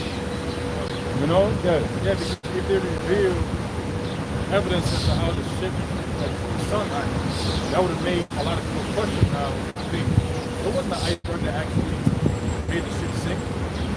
It was actually a bomb or something. That's what I think. But you know what too? Like, hey, back in the day we used to say Leviathan sank the ship. He very well he could fuck with it. We don't know. That's something we gonna find out, you know, when the Lord reveals it. Or like I was thinking about that too. Like I believe, like you said, a bomb. I believe there was a breach in the ship, easily to have it snap. It could snap. You know what I'm saying? To make it sit that way. You know what I'm saying? I believe it could have been a breach in the shit because the elites at the time, the JP Morgans and them, they could have paid off the dude that built the shit. The engineer. Y'all need. I want to pay them all, pay off the engineers. Don't say nothing. You know, wait, make the vessel weaker. But hey, that's all our prophetic spiritual speculation. You know what I'm saying? Like logical too. It's It like, is, hold it on, is. like these people, you know, and this is during the time of 1912, so they were just getting into innovative building structures and all of that. So it makes sense. It's logical, and I agree with you. It's logical that when they thought that they perfected the way they built it, but the way they built it, it wasn't going to be indestructible. Right. It was something in the infrastructure, so they just fused it all over and it could have been that. It wasn't meant to be indestructible. Just like if you look at how the towers went down, that was a controlled demolition. Ships don't just sink. They can sink, but they don't just fucking sink. You know? They don't just sink. An iceberg is big, it's huge or whatever, and it could damage a fucking ship. But the snapping in half, you know? Alright man, same to you, bro. Yup. Alright, so whoever was reading, go ahead. Nah, you can drop that. And yeah, now I'm gonna go into the Fed now shit. Because that's right around the corner. What will you read? Yeah. So yeah, in that order, you and brother get it. Romans 9:19, it says, thou would say then, let's read up a little bit. Therefore, he had mercy on whom he had mercy, and whom will he harden? Right. Thou would say then unto me, why do ye yet find fault? For who hath resisted his will? Nay, what, O man, art thou that replies against the Most High? Right. Shall the thing formed say to him that formed it, why hast thou made me thus? Right. Have not the potter over the clay of the same lump to make one vessel unto honor and another unto dishonor? Absolutely. Same play, different purpose. I need a toilet and I need nice fancy plates. Sit on a toilet, keep your plates, right? That's what you eat off. And that's where you dispose of what you ate off of in the dead toilet. You know? So that's Esau. Esau's a toilet with a plate. Yeah? It says, 22, what if the Most High, willing to show his wrath and to make his power known, endured with much long suffering the vessels of fitted for destruction? Which is the wicked. Starting with Esau and Edom. See, so all the wickedness that we see, as much as it irks our spirit, the Lord is being long suffering for that in order to show his power. And his power is gonna be devastating. So who the hell are we? Like you know, we want to do this. We can't do shit right now. And it ain't time to win.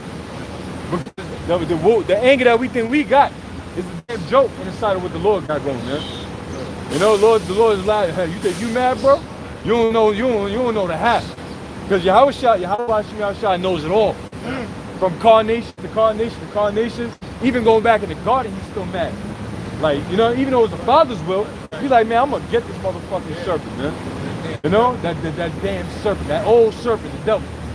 You know, even though it was all designed, guess what? The Lord's still gonna allow, the Most High still gonna allow his anger to take place. You know, we ain't. So the Lord's gonna allow us to unleash that anger when that time comes. Because you say, I would take vengeance to Edom by the hands of my people, Israel. You see? So we gonna take vengeance too. Go ahead. It don't make sense, you said, because how does a man feel if somebody messes his woman? You wouldn't Exactly. allow that. Go speak to my woman, You man. get mad at both of them. So, The deceiver and the deceived. Man, you get mad at both of them. You get the Sheba, you gonna get mad at that motherfucker, because you know you a man. You supposed to know the boundaries, and your woman, she went the fuck off. So that's why a lot of Eves are gonna get killed out here in the name of Eve. You know? And then Esau, he's already fucking done. So it don't even matter. But that was it, right? Alright, go ahead. Go ahead, Which is Solomon chapter 5. Start one. It says, then shall the righteous man stand in great boldness Right? before the face of such as have afflicted him, Right? The righteous man is talking about the elect of the nation of Israel, yeah? and made no account of his labor. Right? During the time of slavery. Matter of fact, all the inventions were all, I think 99.9% of anything. But all them inventions that's useful, resourceful, and highly, the traffic lights, bro, were invented by so-called Negroes, right? Israelites, man. But Esau made no account of those labors because at the end of the day, think about it. If you put in a slave position, well, you got nothing but time to think. That's number one. You know, we work and think. Israelite, we work and think. We use our brain. That's when we use our brain. So now you thinking like, damn, how could I make my fucking job easy? You know? And then you got an idea, and this idea becomes something, and then slave master, the culture vulture, see it, Esau, and then he encouraged you to do it. He give you the tools and the resources. Here, you want this? Go ahead. You know, not like in the Apocrypha says that he will be for you if he can use you. But then when he done with you, he gonna pretty much throw you out. I'm roughly paraphrasing. Put you to the side. And that's what Esau did. He made no account of our labors, man. None. Yeah. Verse 2. Black History Month. Hold on. Black History Month, bro. So-called Black History Month. Oh, you don't hear nothing about inventions. You don't hear shit about inventions. You know? You don't hear nothing about that. What do you hear about? Rosa Parks. You hear about Martin Luther King and barely Malcolm X. You know? Same old bullshit. Yeah. Yeah. All of those men they mentioned at History Month, they're all synonymous with our struggle. Exactly. Nobody Exactly. lift them. Exactly. Yeah, that's a beautiful point. They're not synonymous with black excellence and social. They want to call us black. You know, Israelite excellence, like things that made us better, but it was things that kept us oppressed, depressed, and us trying to fight through it. Fuck that, man. The real, man, this is gonna be Black History Month. My eyes, it's gonna be Israelite History Year. Every day, every year in the kingdom. Every year in the kingdom, bro. And he's so gonna have to reverence that. So we burn his ass to ashes, and then all the nations whoop their ass back into damn subjection. We can't wait, bro. That's why we adamantly come out here and prophesy his word. Because hey, the so-called white man, which is the nation of Edom, is going into slavery according to the Bible. All right, point blank period. Yeah, bro. Fucking crackers, man. Verse 2. When they see it, they shall be troubled with terrible fear. Right. They're gonna be troubled with terrible fear. You know, them thoughts are gonna start running through their mind now. Yeah? And shall be amazed at the strangeness of his salvation. That's gonna be the ill part about it. That's another reason why the Lord had Esau belittle the UFO. You know? Turn things upside down. So that these strange things, because the scripture said the Lord chose the foolish things of the world to confound the wise, right? The big things of this world. Now the Lord is going to use what seems to be fairy tale non-fiction or science fiction to deliver these people from this greatest destruction that's ever going to be seen on the planet Earth. How you wrap your mind around that one, man? From UFOs delivering niggas? How does that even go together in the same sentence? A UFO delivered this nigga. Like, what? That's an insult. You know? A UFO delivered these Spanish motherfuckers. Like, what the fuck? Yeah, that's how far-fetched and strange. They said the truth is stranger than fiction. Yeah, You know? If I go to a person, you know UFOs gonna deliver black people from America being burnt up utterly by fire? Like, nigga, what? I didn't hear a word you just said. You know? This thing it's too big, it's too high for these low-minded people. Yeah, bro. And shall be amazed at the strangeness of his salvation. Right? So far beyond all that they look. Way beyond all that they look for. You know? Way beyond just a bullshit rapture where they think you're just gonna disappear before Jacob's trouble, because that's what they think. They think Christians are going to disappear in a tribulation period. No, the hell you're not. Acts 14:22 says that through much tribulation shall you enter into the kingdom of the Most High. So everybody's going to be here to feel the wrath of the Heavenly Father. All right? I'm not talking about the mission part, but I'm talking about the fire that's gonna be kindled before the missiles, everybody's gonna be here on earth and gonna witness that. But the elect is gonna be delivered out of it, and when the ICBM missiles drop, the elect is gonna be delivered from that as well. So yeah, you damn Christian, you wishful thinking you gonna disappear and your clothes, gonna be left behind. You just a lot of other people killing themselves and turmoil on earth. Not happy. Yeah, bro. It says, Which rapture should be to take, right? Take, seize by force. So technically, in the proper context, the elect will be raptured. All right? When the destruction happens, using the word in its proper context. So yeah, bro. it says, and they repenting, groaning, of anguish of spirit, shall say within themselves, this was he whom we had sometimes in derision, Right? in a proverb of reproach. Right, and that's what they're gonna say. Like, damn, this is him. Now we had derision and trouble, slavery and captivity. We called them niggas. We called them this. We called them that. Yeah. We fools accounted his life madness, Right.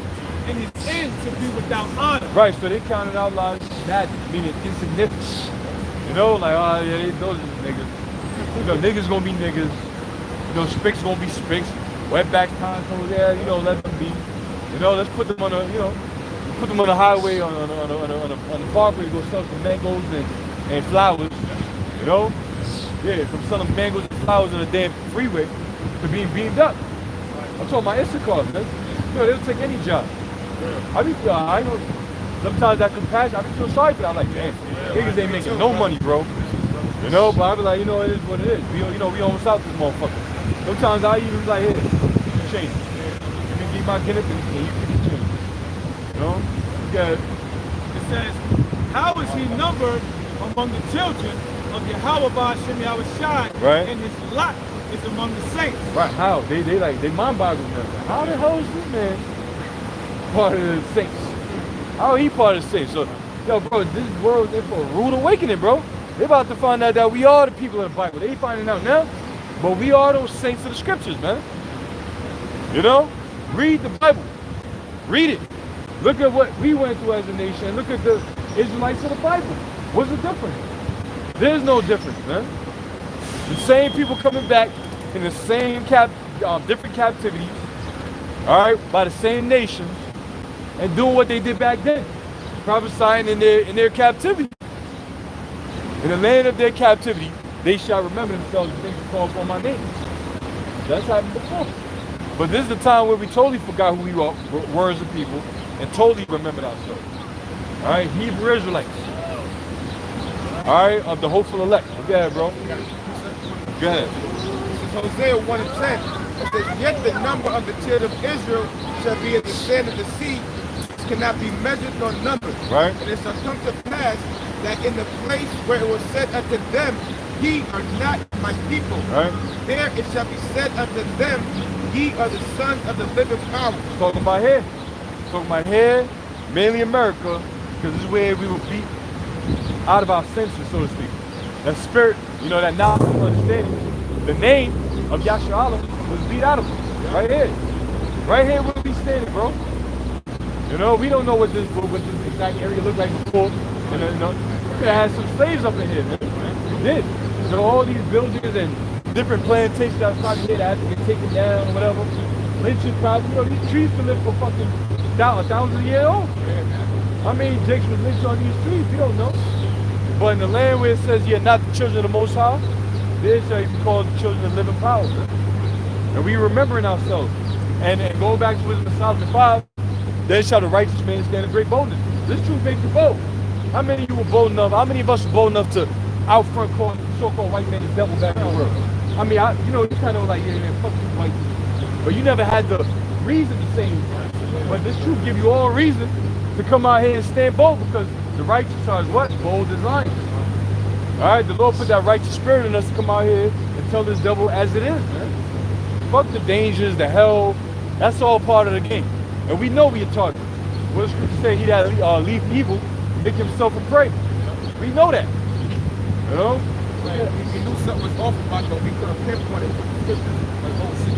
That's the devil that the Bible actually speaks of, bro. Like when you open up the scripture and see devil, it's actually so-called white man. That hit me like a ton of bricks when I was like, oh, shit. You got something? Yeah. Sirach 12 and 10. Never trust thine enemy. There you go. For like as iron rusted, so is his wickedness. Right. Now, never trust thy enemy. Like, making that full circle back to this FedNow CBDC shit, right? Don't trust it. And when I say don't trust it, I'm not saying don't, because if they come with it, you gotta use it.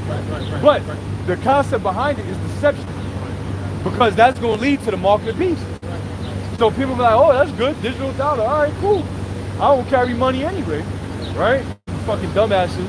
You know, Credit and debit card. Exactly. And even with us, right? We most of us carry goddamn debit cards, credit cards if you have a credit line or whatever. But going back Federal Reserve Act and when people, because remember, gold is heavier than silver. Now, carrying gold and silver, you go to your local goldsmith or silversmith back then, or bank, right? When they will give you a note, that $10 note was certified that you had $10 in silver, all right, or $20. You give them a $20 gold, whatever, weight in gold, and he give you a $20 bill certifying that you have $20. That way you don't have to worry about getting robbed, losing your money, or walking around with all that change on you. So now is the easier way to do it, more convenient. So what's the difference now? Instead of walking around with a whole knot, remember back in the day, motherfuckers had a whole stack of rubber bands, and you pull it out, my uncle would come through, yeah. You know, a big ass, I just knew he had money. You know what I'm saying? But now you just got a credit card, niggas cash out and sell you and all that, right?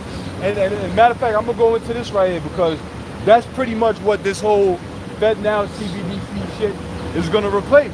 And you know what they're saying? This is what they're saying, right? This is a regular Google. You know, like how you type in something that says somebody asked. It says people also ask. I type in FedNow, and then you go down. It says people also ask, will all banks use FedNow? It says FedNow will be available to all banks and credit unions. All banks and credit unions, right? Not some, not whoever want to put. It's going to be available to all of them. So that means your credit line is going to be linked with FedNow. That means your bank, Citibank, Bank of America, whatever bank, is going to be accessible to be linked with FedNow, right? So it says, but there's no requirement for them to join. Yeah, all right. They say that now. All right, because they don't want to excite the conspiracy theory. They want to keep them around there, keep them sleeping. But we know what the fuck time it is, man. For now. There's no gradualism. That's it. That's the key word. Gradualism. So for now, there's no requirement. But guess what? There is going to be a requirement. And you know what, too? I pray to Yahweh Shemel Shai, bro, that this be the year with $1 crack. Because all they got to do is get this thing in place. That's all they got to do. They got to get this thing in place and ready for the crack. That's all they got to do. So them simply getting ready to introduce this FedNow and CBDC, central bank digital currencies, which all nations are going to have it. Once that's established, brothers, prepare to see a fucking crash, bro. And it can happen. I'm talking about this everybody getting online with this FedNow CBDC, which is going to come. Once that happens, just prepare for anything to happen. There'll be a cyber attack. A lot of cyber attacks. Exactly. There'll be a cyber attack with the banks because they get the link all over. Right. Once there's a cyber attack, your cash is fucking done. Cash don't mean shit. You got something? Just to land back over. Yeah. I got an article here from technocracy.news. Technocracy. Yeah. It says technocracy. Humanity is sentenced to a unipolar prison and digital gulag. It says technocracy is to liberty and freedom as anti-matter is to matter. It is a gangrene upon the world, eating its flesh and vitality region by region, nation by nation. It is a contagious mental disease where subjects submit to digital slavery. Yeah. not knowing or understanding that it may result in their ejection from society or even premature death. You see that? Ejection from society. And if you don't want to partake, you just you're gonna be out here without nothing. You know? That's what, hey, we're gonna go into Revelation 13, verse 16. Even though we bring out all the time, so be it. The Lord said probably you can't use the roll and speak, right? So you gotta come out. But it says being a digital slave, bro. There's nowhere you can go now that don't accept any type of credit card or debit card or a card machine or anything. You ain't gonna go nowhere and say, well, oh, we don't need to take cash. Maybe if you're doing some shit low key. But I'm gonna read this here too. It says, will FedNow replace PayPal? It says, does FedNow replace money apps like Venmo and Cash App? Question mark. It says the Fed has made it clear that FedNow is not intended to kill or replace. You gotta listen to those key words. It's not intended, but it can happen. You see? We don't, listen, I don't have no intention. Like you tell somebody, yo, I don't got no intentions of doing this to you. So, but if you do something, I'm gonna have to do it. Right. You know, so it's not intended on killing or replacing other money transfer options like Venmo, Cash App, PayPal, or Zelle. Rather, it is meant to work alongside the current systems built by the private sector. Bullshit. You can't work side by side with the devil. There's no honor amongst thieves. We gonna come in. All right, this is what's gonna happen. We both gonna enter into this together, but the strongest one is going to survive. It's gonna be that. You know, it's gonna be the strongest one is gonna bully the smaller one into submitting. Just like how the founder, the president, whoever the hell he was, from Cash App, got jerked up on the streets, bro. He got stabbed up on the streets. And they try to make it look dirty like some crackhead came and stabbed him up. You know, that was a hit. You know? So be mindful when there's like a little scam going on behind Venmo, and then they get seized by the FDIC, I believe. You know what I'm saying? Or even Cash App, or PayPal, or Zelle, like eBay. I used to use eBay a lot. You know, do my little side shit. But you know, eBay used to have it to where you could use PayPal, but they took away PayPal from eBay, so now your bank account is directly linked to your eBay account. Everybody prefer PayPal because PayPal is the middleman. But now eBay got your damn bank account, so I barely use it like that. You know, if I have to, I will. But showing you how they can phase out the middleman. Now the Fed now is gonna be the middleman. That's all they're gonna be. If I want to send you money now, right? We got our thing collection going. However, I want to send this brother $50. That shit gonna have to go through, instead of Cash App, it's gonna have to be filtered through FedNow now. You know, and if the feds now know that you got $50. So now, all right, now I got side jobs, right? We ain't really fucking with cash like that, right? Let's say cash somehow becomes obsolete. Fall. I'm just throwing a number out there, 4 times. And I got a side job doing some paint work or something. I gotta get paid through the feds. And guess what? They gonna tax that shit. You don't even got, they gonna tax it. They gonna tax you. You have to show your fed statement. Your annual statements for, it's gonna be FedNow annual statement, or feds, whatever the fuck they wanna call it. And you gotta give account for every single money that you got. And remind you, this is all the beginning of Revelation 13. Somebody get that real quick. And we can see how this is gonna pan out, right? It's clear as day how the hell he gonna cause all. Yeah, bro. Right? Revelation 13, verse 16. And he causeth all, both small and great, rich and poor, free and bond, to receive a mark in their right hand or in their forehead. Right, so you gonna cause all. Somebody get it in the NLT. You know? Or NIV, but NLT. Get the NLT real quick. And we see how this is happening, because really, you're making it to where you can't opt out of this shit. You know?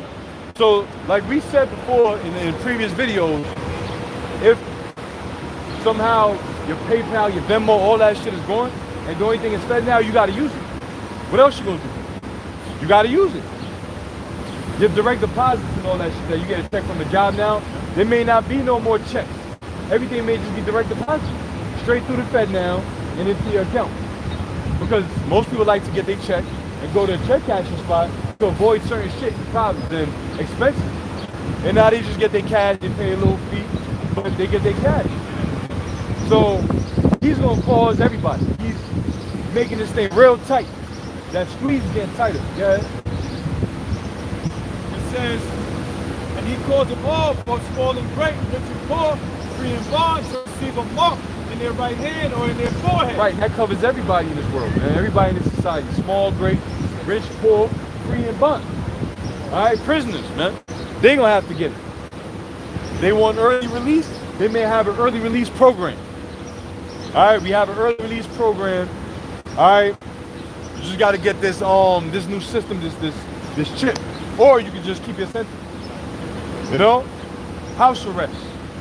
They ain't gonna have to give you that damn ankle bracelet no more. They just put a chip in you.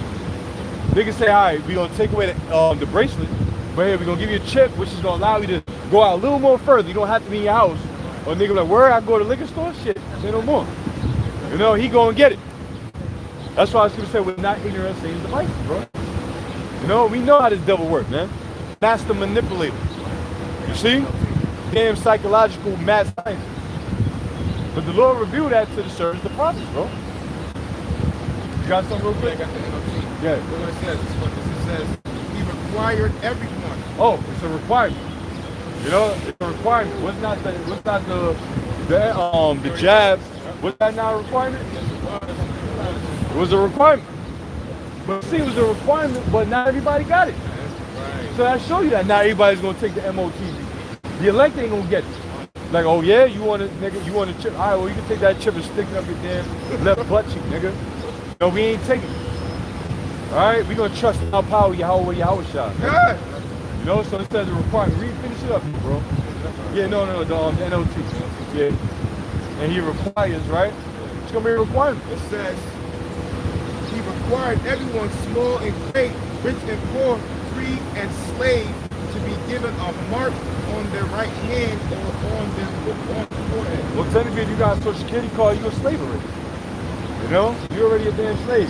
And let's not forget all the migrants that came up over here. You know, so-called just flooded the borders. They want free citizenship. All right, we got a program. All right, it's called the chip citizenship. You just get the chip and you automatically registered. You don't gotta do nothing. You know, fucking Jake, it's the car. You know, he go and send the news back home. I'm about to be citizen. You know, telling everybody and their mama. Everybody getting chipped up. So you know what? That's Isaiah 33:6. Wisdom and knowledge shall be the stability of thy time. And the Lord is going to keep thee in the hour of temptation, which is going to come upon all the world to try them that dwell upon the earth. So you can go back in Revelation. Right, it says, and that no man might buy or sell, save he that has a mark on the name of the beast, on the number of his name. Right. So you won't be able to buy, you won't be able to sell, commerce. Buying and selling is everything, bro. It's literally everything here in Dallas. It's what makes the world turn, right? Like they say. Cream passes through everything around me, right? It literally makes everything revolve. Without buying, there's no work. You can't buy gas to go to work. You can't buy your bus fare, your train ticket to go to work, so everything stops. You can't buy food, you're not energized enough to even want to go to work. So you can't buy, you can't do shit. So literally society was shut down if everybody stopped buying. Commerce will end, things will collapse. So yo, that collapse is coming, bro. That collapse is coming, it has to come, and it is gonna come. You think the scripture said that the word of the Most High be true, and every man a liar. But we out here because we got nothing better to do. I mean, it's the best that we can be doing. But at the same time, it's like we shooting the shit out here. You was bored, brothers was bored, so we just decided to come out and congregate. No, this shit is really gonna happen. And we are fully persuaded in our own minds that America is about to be destroyed, and before the destruction, it's gonna be all hell, calamity. Alright? The stress upon men. You know? Men's heart failing, seeing the things that is about to come upon this earth. Yeah. Proverbs chapter 12. Proverbs 12:3. Yep. It says, a man shall not be established by wickedness, Right. but the root of the righteous shall not be moved. Right. A man shall not be established. The word established, if something is established, it's firm, it's standing. It's unmovable. Right? It's rooted and built up. But Wickedness shall what? Be good? A man shall not be established by wickedness. Right? But Because at the end of the day, the scripture says, shall lead them neither root nor pain. So the wickedness is going to be plucked up from the earth. Every wicked deed that was ever established is going to end in one hour. When America is destroyed, it's going to be a turn of worlds, bro. All right, a major turn of events. That's all it's going to take. Is 1 hour. Yeah. But the root of the righteous shall not be moved. But the root of the righteous shall not be moved. What is it? Psalms 1. All right, being planted like a tree planted by the river. Right, always being nourished, deeply rooted, fertile soil, never drying and withering away, can't be moved. And that's the elect. That's the men that are building their house, according to Matthew 7, upon that rock, and not upon that sand. That's why when brothers say, man, we can't wait for this shit to fan, because brother, we ready for this shit to go down. You know, we just waiting on the Lord. All right, the Lord said, make me ready, right? But we gotta be ready any day. Real quick, that's what this inside is. Like, you know, like, he's saying, like, you got information from an insider that's on a high level in the military that something is definitely going to happen in a couple of weeks. But you know, there's no timeline. Yeah. They can say that, because I'll upload a few videos like that. There's no timeline. We not telling you no damn weeks. We can say yeah. We can damn sure say yeah. We know that will have a short time. But I can't tell you that's going to happen in a couple of weeks. That's almost like common sense. Saying that, you know, I could do something that I heard from the insider that the collapse is coming. Like, no shit. You know, we know that. But they fuck up when they give you a timeline. Yeah. You know what I'm saying? We don't know. You know what I'm saying? We don't know. He couldn't really give a timeline. He was like weeks and months, but he's like, he doesn't really know like a specific date, but he said something definitely. Right, we know that. We definitely know that, man.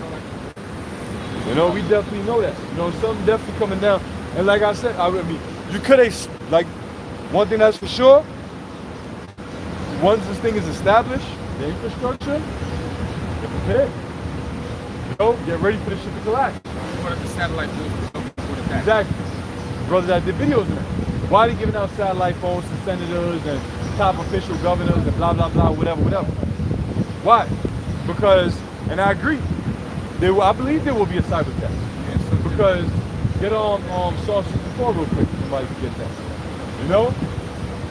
I believe there will be a cyber attack where it's going to cut off communication. And not only is it going to cut off communication, it's going to allow for what's already established to be destroyed. Especially things that are in the Internet of Things. You know? Accounts are going to be wiped out. You know? Shit, your bank account's going to be wiped out. Right? Now, you want your bank account restored. You want everything you ever had. Because I always used to think that too. Like, all these mother effers that got all these papers, either they have to turn in their paper, or they're going to have to turn in their paper to get that received in credit equivalency, right?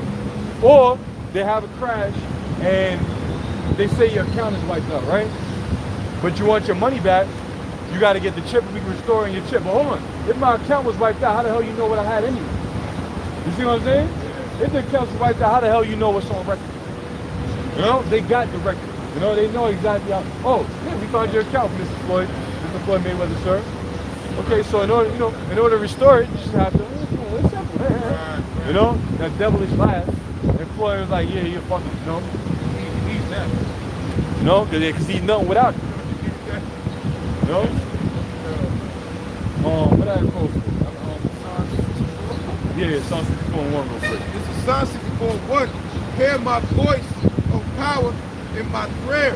Preserve my life from fear of the enemy. Hide me from the secret counsel of the wicked. Right, we're hidden right now from the secret counsel of the wicked. Those of you that watch it, you're hidden from the secret counsel of the wicked. This is the hiding place. They can't find you. All right, they can't find you in the sense, you know, that they can take you and destroy you. And, you know, hey, if you're in the secret place of the Most High, nothing is going to be able to touch you. Good. And that's what King David knows. King David knows that. He acknowledges that. Okay? It says, hide me from the insurrection of the workers of iniquity.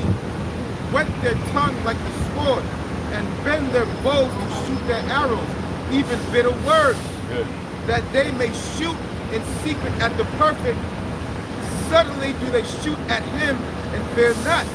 they encourage themselves in evil matter. Right, they encourage themselves in evil matter. Everything we talk about is them encouraging themselves in evil matter. It's not for us, it's against us. In case you didn't realize, this new world order, bro, where did Esau have a seat for a nigga during the time of hardcore slavery?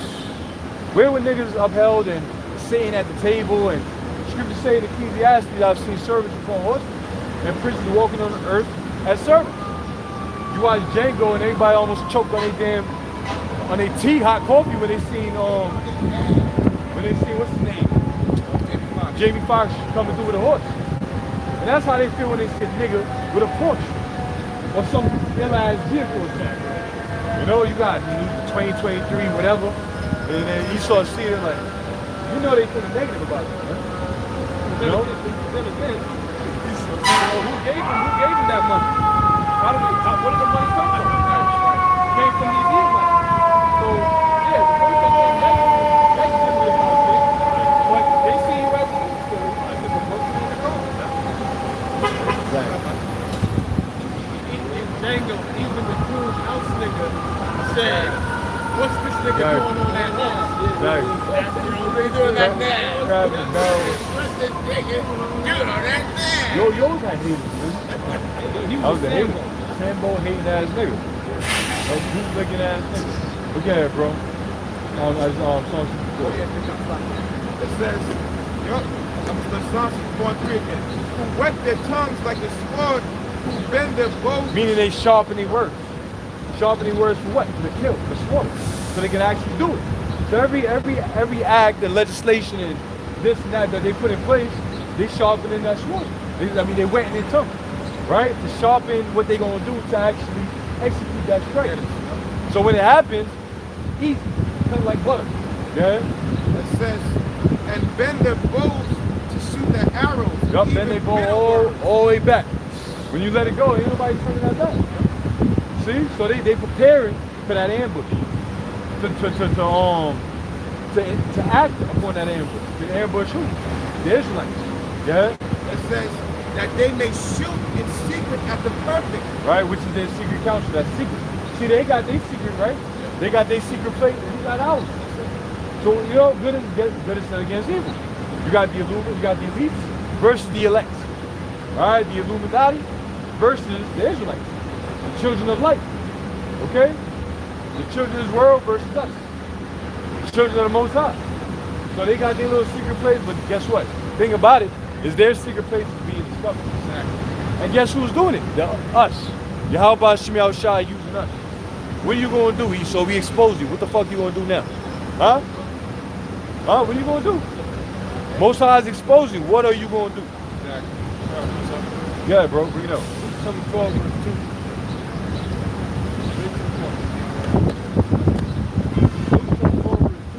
Nothing covered. It shall not be revealed. And then it shall not be known. Point blank period. Meaning you can't hide shit. The scripture tell you that no, you're not. That the eyes of the Lord 10,000 times brighter than the sun. It's bright right now, bro. You know, we can see everything in front of us. Now imagine the eyes of the Lord 10,000 times brighter than what's being magnified in our sight right now. The Lord sees things that we can't see. The Lord sees your deepest thoughts that you don't even know you're gonna think about next. So come on, you can't hide nothing from the Heavenly Father, you damn devil. You're totally revealed, man. And what are you gonna do about it? Your power was in your secrecy. The Lord's power is in revealing the truth. Our power is in revealing the truth. So we're opposite. Your power is fucking lying and hiding things, but our power is in telling the truth and revealing the truth. So your time is up. You guys don't hear it. Proverbs 10, verse 2. Treasures of wickedness profit nothing. Yeah, because who's built up their societies and their world off of wickedness? Well, go back into the Genesis, come to find out, all right, there was heathen nations, all right? And then you had Esau at the top of the list. He was born in a righteous home, right? He was brought up under righteous parents, right? And he decided to not do what his parents told him to do. And now he's ruling the world. Now he's got all these treasures and, you know, madness of the earth. But what the scripture said treasures of wickedness profit nothing. That's why this damn Edomite is losing his damn mind trying to control everything. Technocracy, right? With this technocracy, technology, all right? Yeah, this Internet of Things, the pollution of the air, the food and the water, man. He's pulling out all stops. The fake chicken now that's been Yeah, I heard about that. chicken Bro. now. I heard about that. Come on, man. You gotta They get said out they got of like this. green foods coming out of it. Yeah, bro, they just cut it off. So we're not even really eating the wild bread. So Proverbs 10 and 2 again. Treasures of wickedness profit nothing. Because what is it really benefiting anybody on this earth to just be constantly death? What does that benefit? How does that benefit anybody? See everything destroyed. What is that? You know? That's what this Edomite is doing. Treasures of wickedness profit nothing but righteousness. Righteousness delivered from death. And that's what we want. That's what we need. That's what we're crying out for. We're crying out for right. We just want to see the earth flourish. We want to see the beauty that the Most High created. We don't want to be in this dark, disgusting, foul-ass world anymore.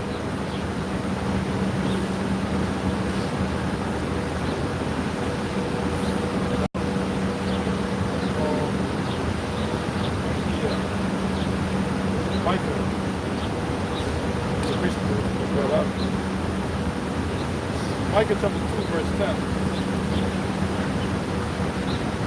Arise ye and depart. Arise ye and depart. Arise, who is to arise and depart? You Israelites, so-called black flag sinners and Native Americans. All right? You were to arise, what, out of your bed and go to work and look forward to America continuing? No. You're supposed to arise out of the darkness of this world. Cleanse your ways, like the Lord said. Cleanse your mind. Don't be double-minded. Be logical. Ask the Most High, pray to the Most High, His Son, His name, and His Son to give you spiritual abilities, man. So you can be able to navigate through this dark, wicked-ass, foul world, man. That's how you arise. Not that, oh, well, I give up. Might as well join the crowd. You might as well join them. Can't beat them. Well, that's what the sellout figures did back and way before our time, before my time. That's what they've been did. That's what they're still doing. Hello, doing the same thing except expecting a different result. That's what Jay-Z did. That's what P. Diddy did. They saw that they couldn't beat, all right, this system, so they joined the system, and now they're what? Now they're the elite of the 2/3 club. So on, go ahead, It says, this is not your rest, because it is polluted. It shall destroy you, even with a sword destruction. That's what's getting ready to happen. This place is getting ready to see intercontinental wisdom discipline.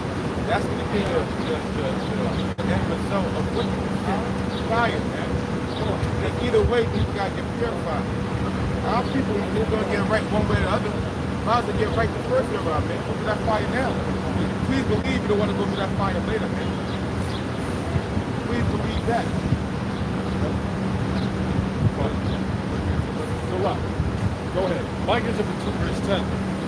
Arise ye and depart. This is not your rest, because it is polluted. It shall destroy you, even with a sword destruction. Arise ye and depart. All right, get your mind out of this damn Babylonian gutter. That's all it is, the damn gutter. A cesspool of garbage, filth. If you want to stay there, you deserve to burn here. You want to stay in this garbage and live through this damn garbage day after day, week after week, dragging on in this damn this mundane, you know, mundane, worthless type of existence, you know? Like, there you go again, like a bunch of damn zombies. And you think everything is okay, hunky-dory. Complacency. You can't go, you can't go 2 or 3 hours without drinking or eating something. Greed, right? That's a big thing in this world. Right? Greed. That's actually one of the 7 things I think the Most High said He hates. Proverbs 6. Go ahead. Hebrews chapter 13, verse 14. There we have no continuing city. For here where? The scriptures speak about Mystery Babylon. All right? And we happen to have been here for over God knows how long. You know, as far as we know, 400 plus years. But you know what I'm saying? Yeah. Jake always, the Native Americans were here thousands of years prior, who are Israelites. So, you know what I mean? Go ahead. So for here we have no continuing city. But here we have no continuing city, man. Because why? We are under the system, the prison system of Edomite supremacy, man. Don't you want to get out of prison, man? You know what I'm saying? Don't you want to get the fuck up out of prison? Or you want to stay in prison?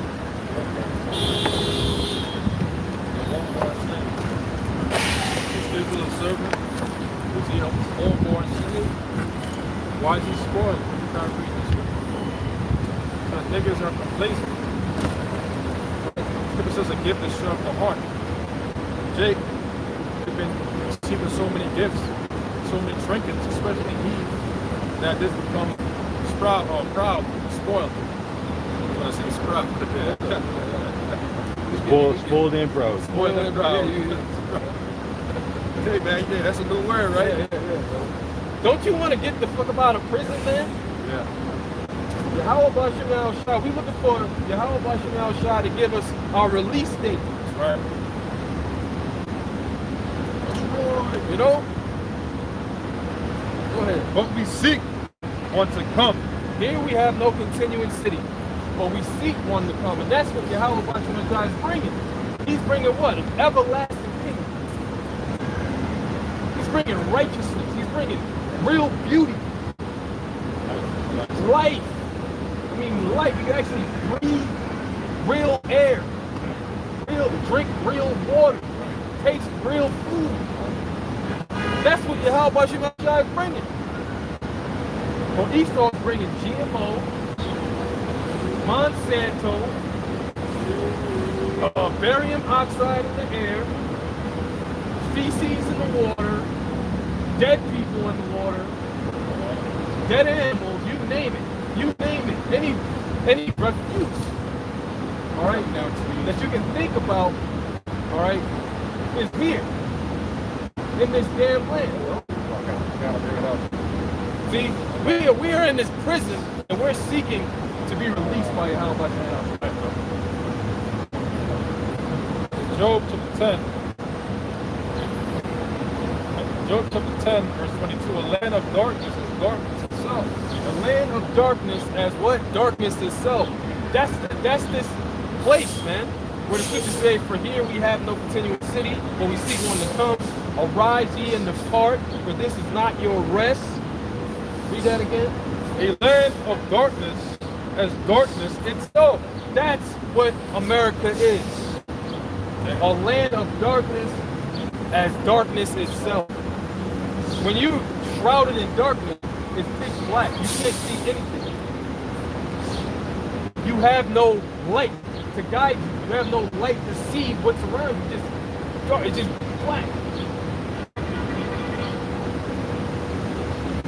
That's what America represents. Their light is darkness. Right? That's why people can barely tell what fucking damn season we're in. It's supposed to be summer, correct? Yeah. Allegedly. It feels like spring or some weird shit. Doesn't It it? feels like fall kind of to me. Like, you know, it's real jacked up out here.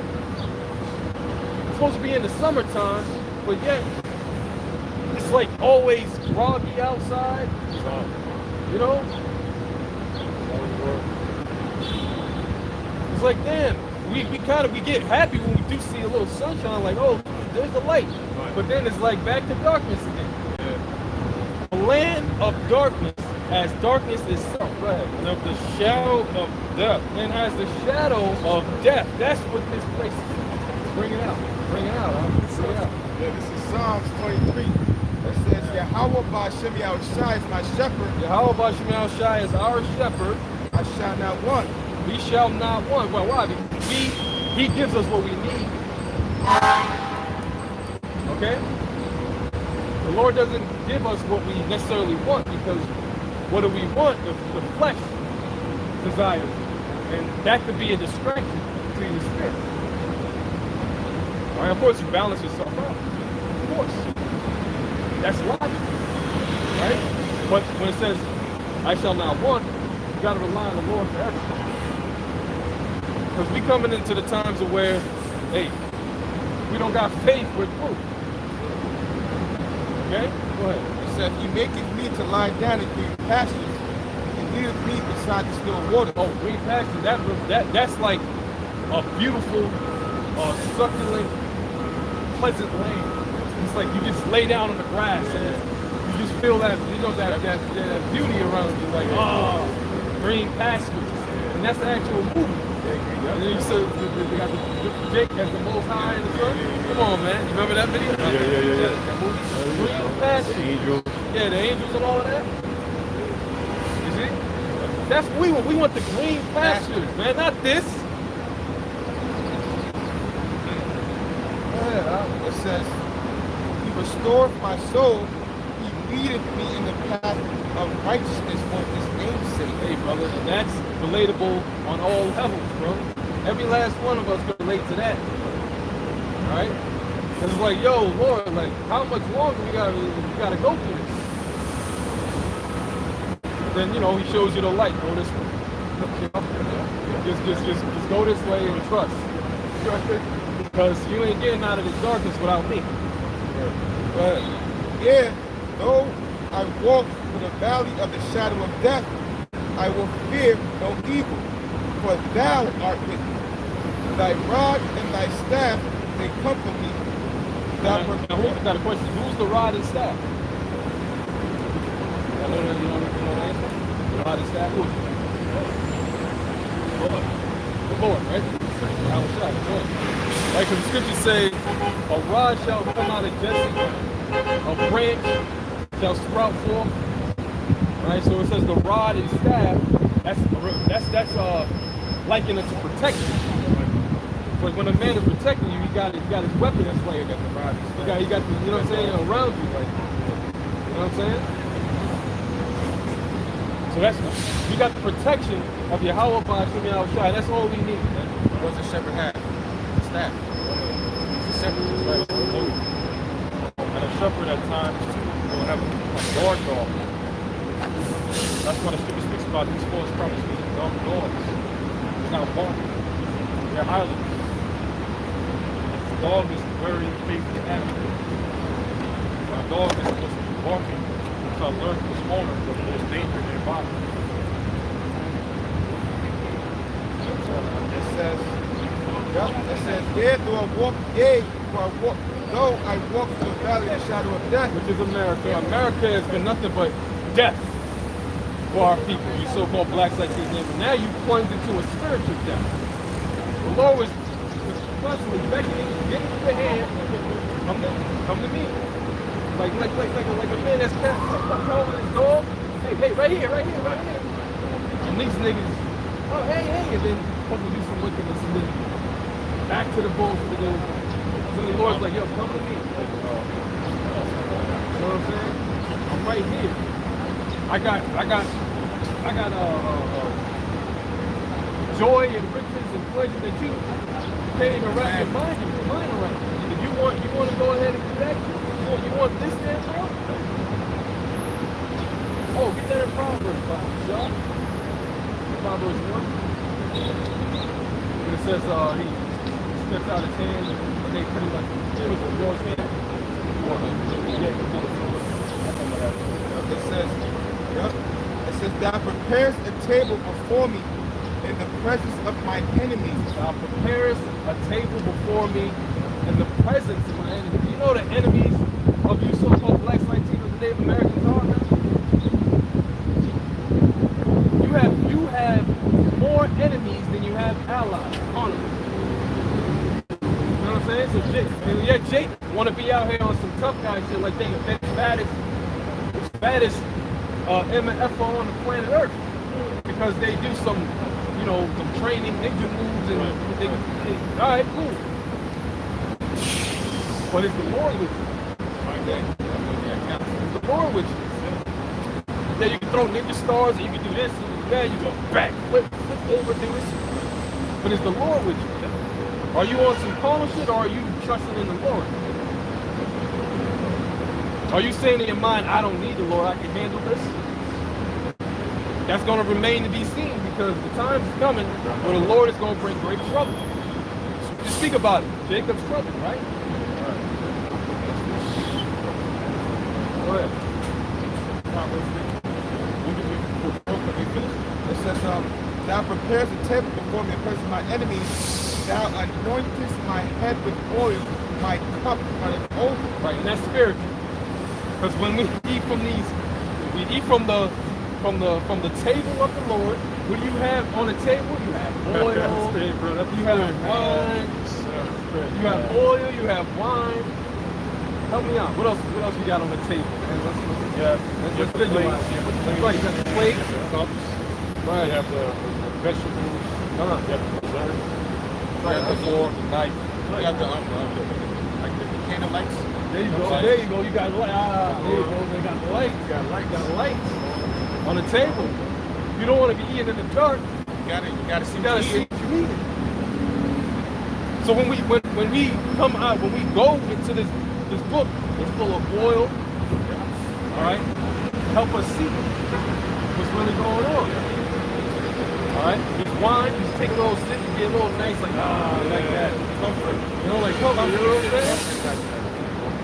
That's what this word is like, bro. It's like oil, it's like precious oil and wine. It makes your For our face shine. Yeah, It makes your face shine for our after that. souls, man. This is what makes us happy. Not this goddamn world, man. Yeah, brother. That's why Yahweh said that man should not live by bread alone, but by every word that proceedeth out of the mouth of the heavenly one, Yahweh, who said Yahweh. That's what the Lord said, to eat my flesh and drink my blood. The word eat means to study. Because Yahweh is the word of Yahweh. So we ought to be eating Yahweh daily, studying the words of Yahweh for the rest of our days daily. Because we're in sinful flesh. And also concerning taking, concerning the birds of the nation of Israel, making vomit. Because Scripture says all tables are filled with vomit. And they don't even know that they're eating vomit because they're in gross darkness. How can they see that they're eating vomit if they're in gross darkness? That's right. They're eating from different tables that's filled with vomit because they're in gross darkness. They can't see. As you say, they broke. Why are you broken in the middle when you're trying to let it? What are you looking for? What are you searching for? What are you trying to obtain? Most of them drunk but not with wine. Drunk but not with wine. No, they're drunk but not with wine because they're staggering at these different philosophies that they're pursuing. They're eating Buddhism, they're eating Christianity, Islam. They got people out here calling themselves nihilists. It's some weird, it's a weird dark type of philosophy where pretty much you're a pessimist about everything. Like pretty much you're like a low key, you're like an atheist, pretty much. But you try to logicalize it. You don't know about anything. It's like you're pretty much undecisive. You're not this or that. You're just like whatever. You just don't give a damn. Yeah, you're a big question mark. You don't give a damn about what's going on around you. You're just here. I'm just here.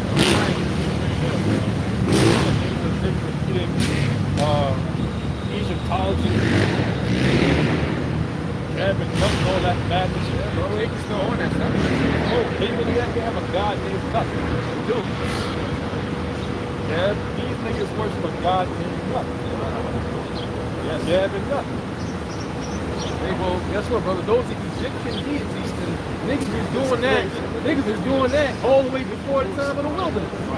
So it's right. Niggas have been doing that from the jump. You can see why the Lord told Moses, look, man, move out the way and let me get ready to but you know, niggas study Calvinism and all that. Mormonism.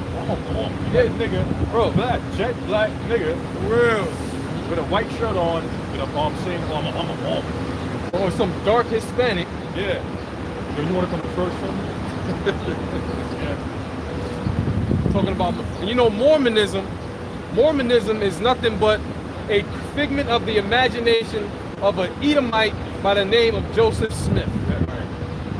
He was a damn Edomite witch, all right, that was dealing with demons, and he pretty much came up with that doctrine of Mormonism. All right, he called the Native Americans Lamanites. He knew they were Israelites, but he gave them a whole nother name, some demonic name that he got from God knows where. Yeah. And all Mormonism is just perpetuating Edomite supremacy over Jake. They say in the book that it's a curse to have dark, means that God cursed you if you were born with some kind of pigmentation in your skin. All right, and a host of other garbage and BS.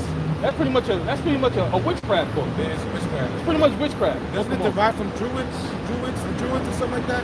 As far as I know, it goes back to this fucking cracker named Joseph Smith. You know, like, as far as all of possibly, it probably could have predated him, but nonetheless, Joseph Smith, that was the guy that put together the religion of Mormonism. Which is all witchcraft anyway. It is. And Christianity is witchcraft too. Yeah. So it's like, you get witchcraft on all levels, man. Yeah. You have the Roman Catholic Church, the Islamic so-called faith, right? Islam, Christianity, and Hinduism, and Buddhism. Remember how they would have Taoism, right? Like monkeys, right? Oh, then they have Scientology now. They got Scientology too. They have. Remember that? They had like a design that they created, with a hexagram, and inside of it is a circle, and it would say coexist. That's pretty much the goal of Esau. The new world order.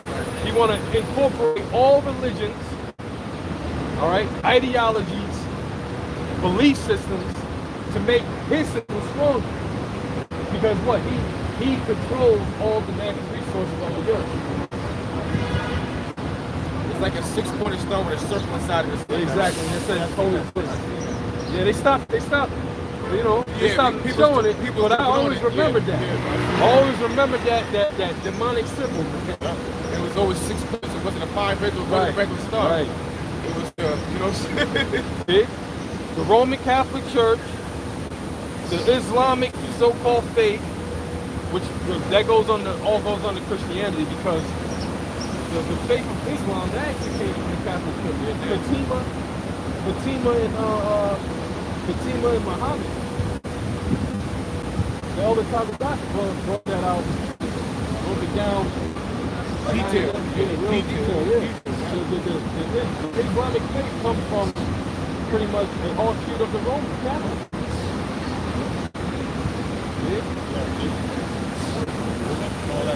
Right, really.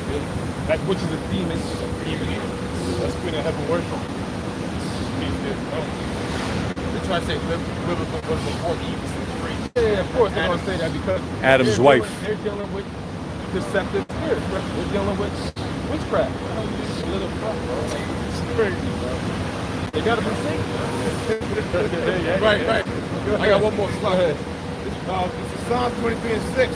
Surely goodness and mercy shall follow me all the days of my life, and I will dwell in the house of the Lord forever. And that's what we pray and hope. We pray and hope that the Lord is going to be with us, all right, through the thick and the thin. But we already in the thick. We want to make it up out of here on the first go round. You know.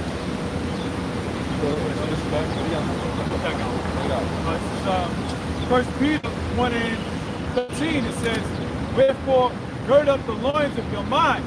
Wherefore, Shalakia, wherefore we must gird up the loins of our mind. All right. It didn't say, you know, get some damn the most expensive, durable combat boots you can find. Get the most, you know, fucking hardcore fucking fatigue pants, fucking bug out bag, you know. Get an actual helmet, put it on, get some shoulder pads. Nah, man, gird up the loins of our mind. Prepare to deal with the situations and circumstances under the most craziest situations, man. Prepare to deal with some out of this world, bugged out, crazy shit. That's what the Lord wants us to do, not to go. You know? Go ahead, It says, "Be sober and hope to the end." Be sober. We must be what? Sober-minded, thinking logically. That's what mainly being sober is. You gotta think logically. Is this gonna be, you know, a logical thing for me to do? Like, make sense of the situation. You know? Of course, we gotta have faith too, but you gotta think logically to be so. You know, in order to be, because when you're not sober, I mean, come on, right? You're not thinking logically. You're just whatever. If he's trying to dig us trouble, we gonna have to have the scriptures in our mind and know that, hold up, this is not what the scripture's saying, and we know it's so deceptive. There's gonna be a lot of deception during Jacob's trouble. They gonna let out their whole left-hand side taking out the witchcraft, and unless the Bible, the Howard Shot said it, I'm not believing it, bro. That's how it's going down. That's it, bro. That's it. It's just like I want the boss said. If your Howard Shot comes on a fathership tomorrow, you know that's not your Howard Shot. Right. Because why? Scripture has to be fulfilled. Prophecy got to be fulfilled, man. Market of peace. See, the market has to be, and the Lord gave us some secrets, so we know what step by step. We know what time it is, man. So all of that stuff that you know you want to come with, that's what the scripture. We got the Lord, man. Big logic, because the only logic in this world is the scripture. That's right, brother. That's how you're able to think logic. That's right, You know what I'm saying? Exactly. You know what I'm saying? Look at Esau. You sleep with your sister, you sleep with beasts, you sleep with... The Bible teaches you every single thing to think logic, man. Right, bro. And to be fruitful doing it. Right. Because you don't want to be caused to your death. That's a sin. The sin led us to death. It's not you good. You know. Read it again. Wherefore, gird up the loins of your mind, be sober, and hope to the end for the grace that is to be brought unto you. Be sober. And what else? Sorry. And hope to the end for the grace that is to be brought unto you. Be sober. So I can be sober and hope for the grace that has been left unto us. Alright? And that's all we got. All we got is hope and faith and grace through Yahweh Hashem God. Because when it all goes down, it's going down and it ain't coming back up. Right? I was meditating on that too. I was like, yo, when Jacob's trouble comes, they're not gonna be like, oh Lord, hold it, oh wait. Exactly. I'm saying, hold on, not ready yet, Lord, hold. Exactly. When the world comes with Jacob's trouble, bro, it's gonna be like a floodlight. That's what we get everything now, bro. Yeah, no, that's why I said, I was like, the last month I had a dream, bro. I had a dream of like a great flood. It was so violent. And I think I mentioned it in a lesson where I was like in a tunnel. Kind of work was going on.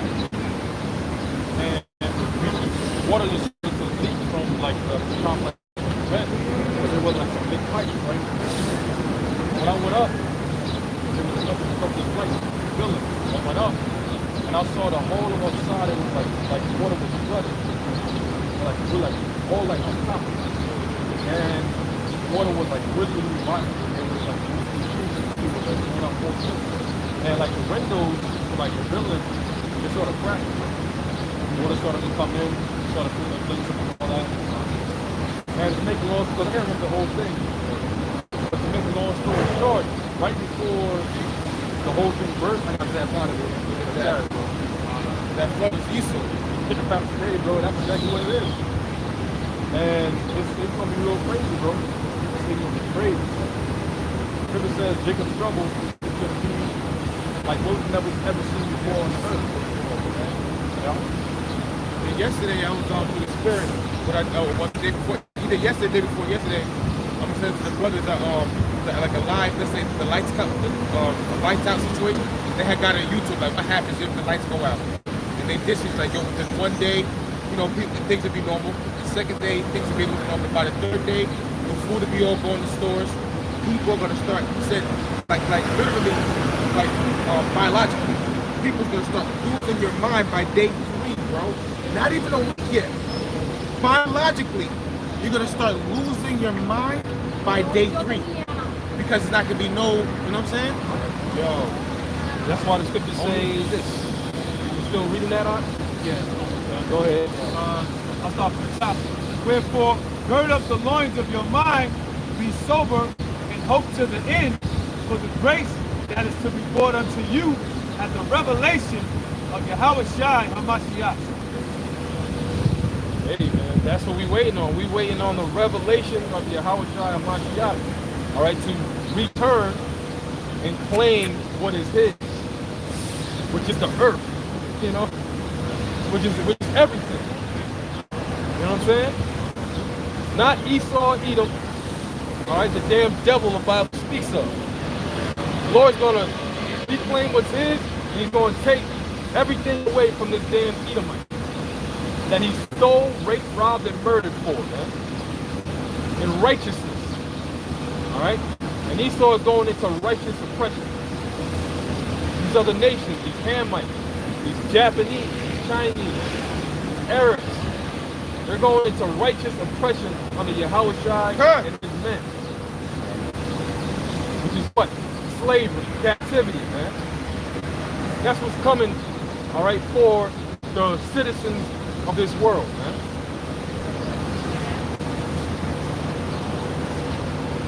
Shout out. This is Amos chapter 9, verse 11. In that day will I raise up the tabernacle of David that is fallen, and close up the breach thereof. And I will raise up his ruins, and will build it as in the days of old, that they may possess the remnant of Edom. That they may possess the remnant of Edom. You know what it is to be possessed? It's to be owned, man. Like you so-called white people did unto our ancestors, our forefathers. All right? You didn't call our ancestors, man. You called them boys. You didn't call our mothers, all right, women. You called them girls. Right? Made this pillowcase over here that made this word, I don't want to say it, and then mother effort doesn't just come out of nowhere. This is why these things, they don't hate, man. Alright? That's the wickedest they've done to us, man. Alright? Clearly that's against the law. We're talking about the law of logic. But you did stuff like that. This is why you're going to be eviscerated. Look that word up, eviscerated, man. After 1,000 years. That is pure wickedness, man. And you know what that denotes when you call a man a boy and a girl, I mean a woman a girl? It psychologically tells them that they can't survive or do nothing on their own. That you gotta go to them for everything. You can't even think for yourself. If you have a thought, you come to me, boy. You come to me, girl. If you're thinking about something.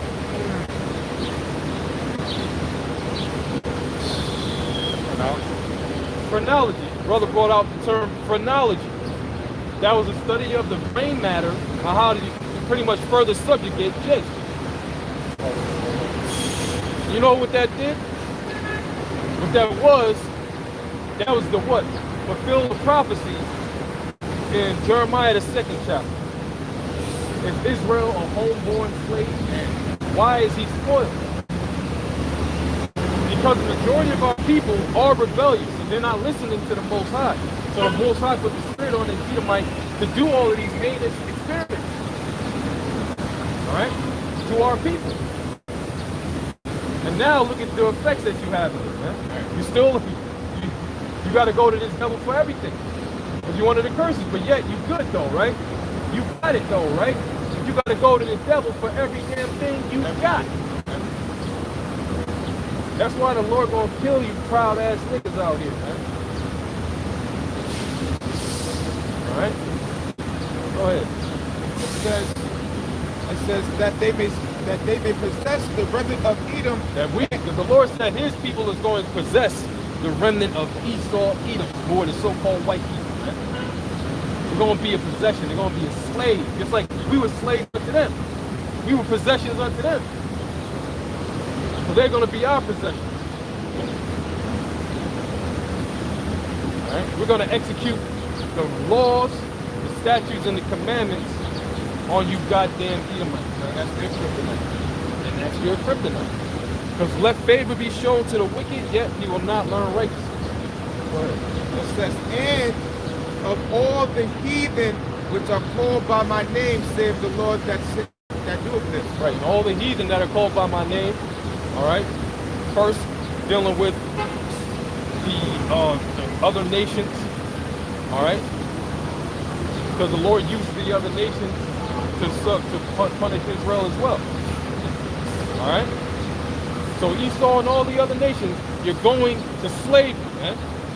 All right? You're going to get put to slavery, man. You fucking faggot. Right state of mind right there. He's in his right nature. Yeah, he is. He's going to get destroyed. Spell let him go. Spirit felt the spirit. It says 10. It says 13 is like this. Behold, the days come, saith the Lord, that the plowman shall overtake the reaper. Thank you, brother. The water. The plowman. Who's the plowman? The plowman is the laborer, the worker. Who had to work the fields of you goddamn Edomites? Don't worry, we won't wait. All right?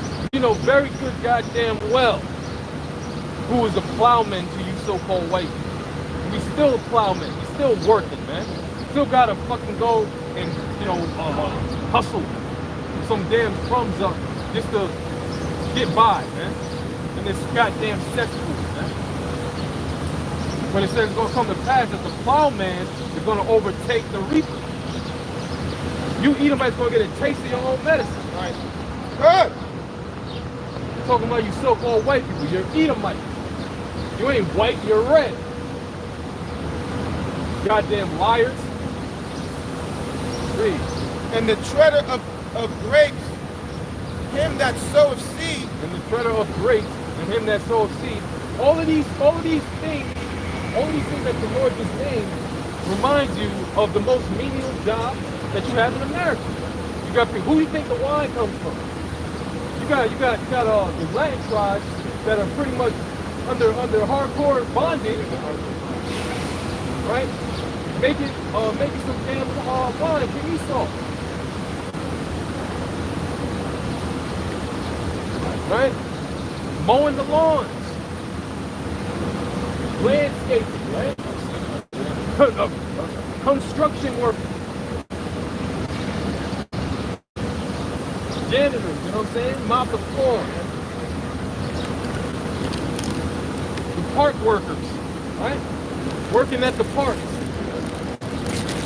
Those are all servitude jobs. What does the word employee go back to? Servant. Slave.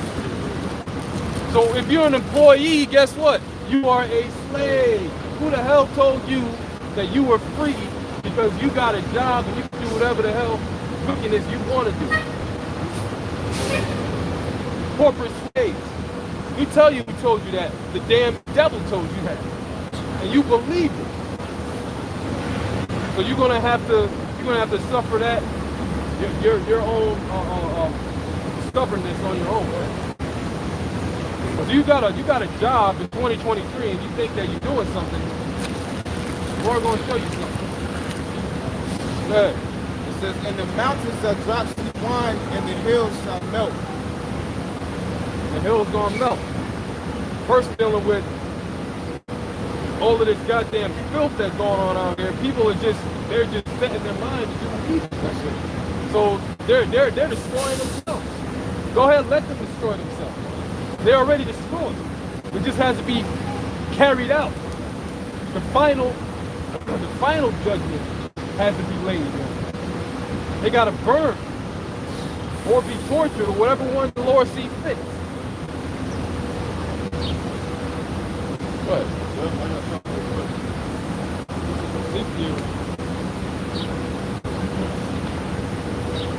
Ezekiel chapter.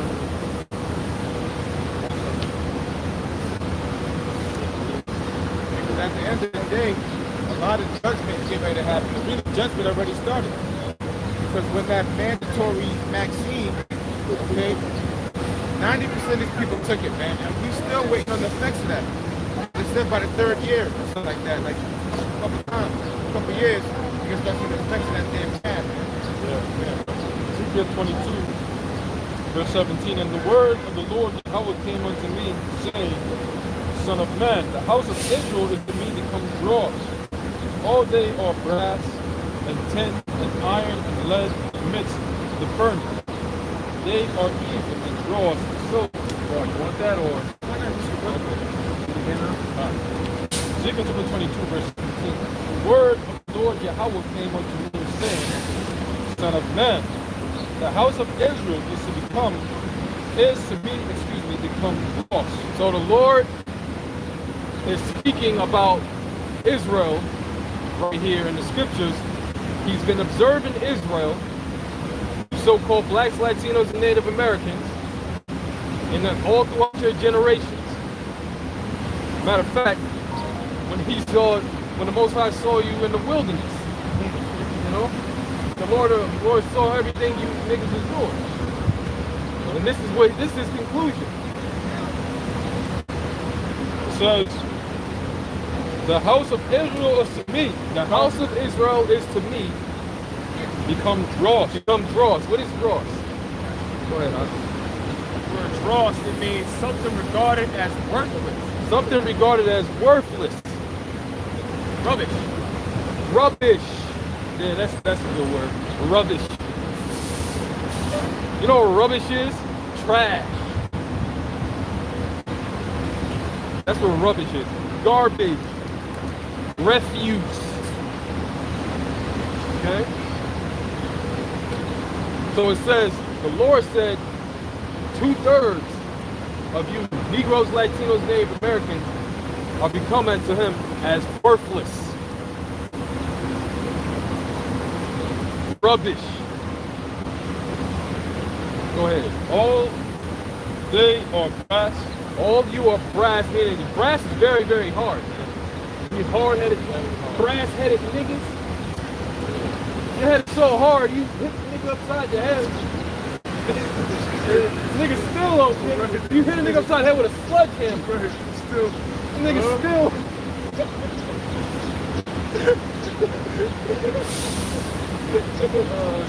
Yo, this word is beautiful, man. Every time I read, I just visualize like, oh shit.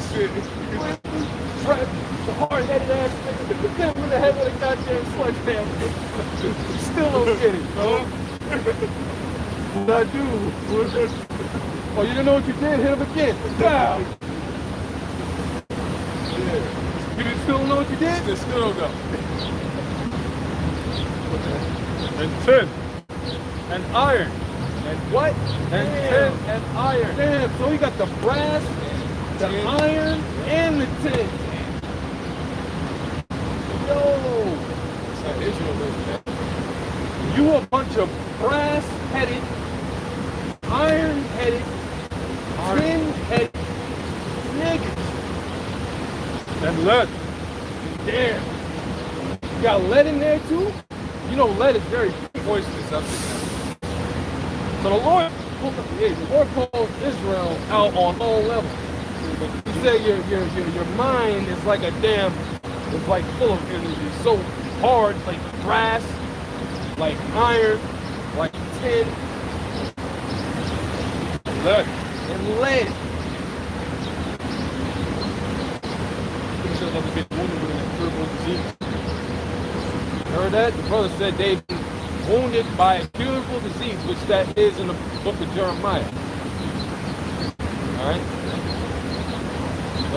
In the midst of the furnace, they are even the dross of silver. In the midst of the furnace. Here it is. America is like a damn furnace, man. All you do is you getting cooked out here. You got radiation every goddamn where.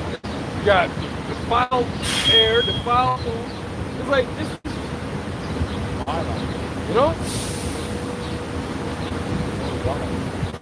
It says, therefore, thus saith the Lord Yahweh, because ye are all become dross, behold, therefore I will gather you into the midst of Jerusalem, as they gather silver and brass and iron and lead and tin into the midst of the furnace, to blow the fire upon it, to melt it, so will I gather you in mine anger and in my fury, and I will leave you there and melt you. The Lord just said it. All right? Because of your stubbornness. All right? I'm going to leave you in this furnace that you've been getting your ass kicked day in and day out, generation after generation. I'm going to leave you here and melt you. He's going to burn you up. And then get Isaiah 1, the first chapter. He says, without the scripture, I just put that in my mind. Exodus chapter 22, verse 24. And my wrath shall wax hot. and my wrath shall what? Shall wax hot. Now, this is dealing with the Israelites at first, but that the wilderness came and went already. Now we're here in Babylon the Great, where it's ruled by Esau, Edom, and all of these other nations that have roughshod over us, man. Okay? See? So now after all of this time of being oppressed, mistreated, all right, by these damn Edomites, okay, and these other nations, okay, read that again. And my wrath shall wax hot, and I will kill you with the sword. So the Lord said his wrath, he's been seeing everything that's been going on with Israel and Esau and the other nations. So it's coming to a time where his wrath is going to wax hot. And he's going to what?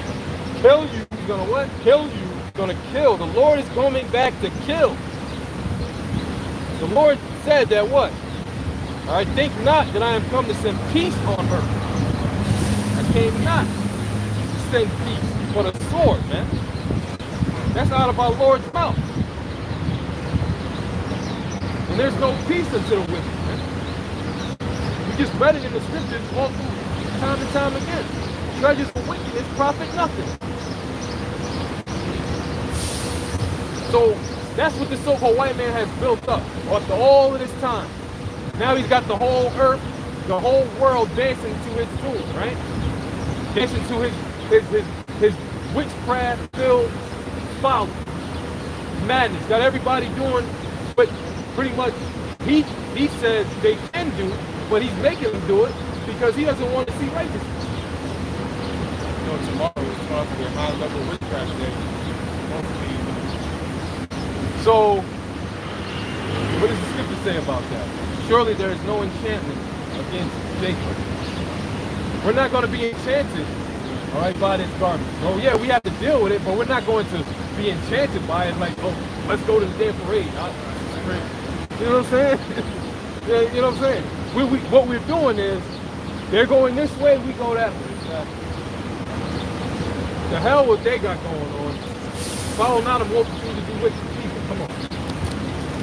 And I will kill you with the sword. The Lord's going to kill a lot of people with the sword.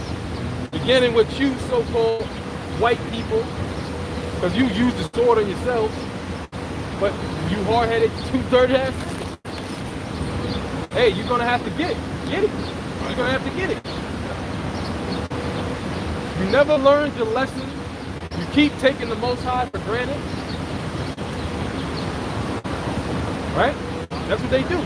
Our people, the scriptures say that our people have an affinity to abuse the Most High's ways, right? Like the law of sacrifice, right? When Israel, what the Most High did was, all right, you went off, get that lamb, get that ram, that turtle dove, or and sacrifice it to me, and I'll forgive you. Just don't do it again. Jay kept doing it. That's, you know what I'm saying? Let's really think about the past. This is why people are the way that they're in, bro. Because they do this, they take the Most High for like he a sucker or something. It was actually saving sacrifices. It's like, well, you know what? I'm gonna sit next to you. So we gonna get this extra lamb, the extra goat. Yeah, that's how bad it got. So he wasn't really like remorse for your sin. He was like, well, fuck it, I'm the nigga, so I still gotta follow law, but break. Like, think about how Jake was thinking. Yeah, bro. That's what I'm shaking my head. That's the spirit, huh? That's the spirit. That's right, huh? This is the spirit. It's a huge. See? In the Lord's way. See? While they had to get liberty. While they had to. You got it. No, you got it. Go ahead. Yeah, so I'm gonna read on to you. It says, and I will kill you with the sword. I will kill you with the sword. That's what the Lord says. The Lord is going to kill people. It says it right here in the scriptures. The Lord's going to kill people, man. But these people on this damn love trip. Shot. These people are so goddamn, what do you call that word, man? Not naive, bro. This is another word for it. You know what I'm saying? But you say that the way their mentality is like they're enabling shit that they don't have to let. They're enabling shit that shouldn't be able. Willingly ignorant. That's a good one. Perverse. Perverse. That's another good one. You know? It says, And your wives shall be widows, and your children fatherless. now, how many times in Jake's situation, in Jake's history, have you seen Jake with no mother or no father? Come on. I mean, come on now. Worry about lives. So, you know, man, we don't. I got Go for Isaiah. I got some mics. This is Isaiah chapter 1. And I'll start at verse 4. Ah, sinful nation. Sinful nation, the Lord said. And you know, like an expression. The Lord has feelings too, man. You think, you know, the Most High created you to have emotions. You think he doesn't gotta have emotions?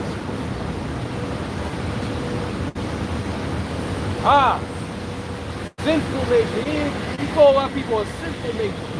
Like it hurt his heart. Like, Yeah, it's bro, like, it's like, it hurt damn. to see that. Like, that's crazy. You know, Ah, sinful nation. A people laden with iniquity. a people covered, laden in iniquity. You know who should be laden in iniquity? These damn Edomites, these other nations. Not you so-called blacks, Latinos, and Native Americans.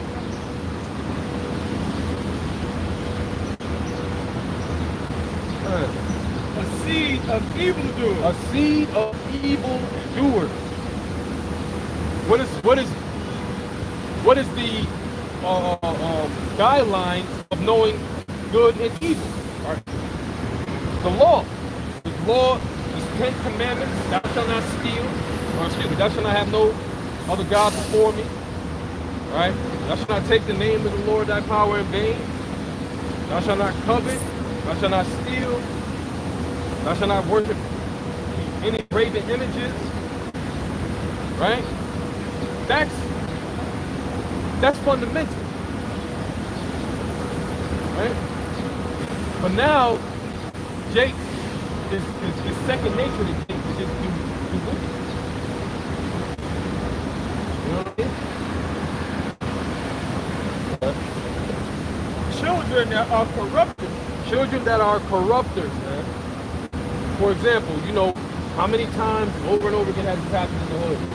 Jake see another kid doing all right for himself, and they're like, yo, who does nigga think he is? Remember in the movie Belly? That slick hair nigga with the glasses? Yeah. I don't like that shit. You know what I'm saying? Rico, right? Yeah, he's eating a banana. I don't like that shit. What he do to you, nigga? He just minding his own business. Right. See? That's niggas, man. Stick me in the spirit. That's right. Now I do that. I want to do that. That's my joint. Stick me in the stink meaner spirit, bro.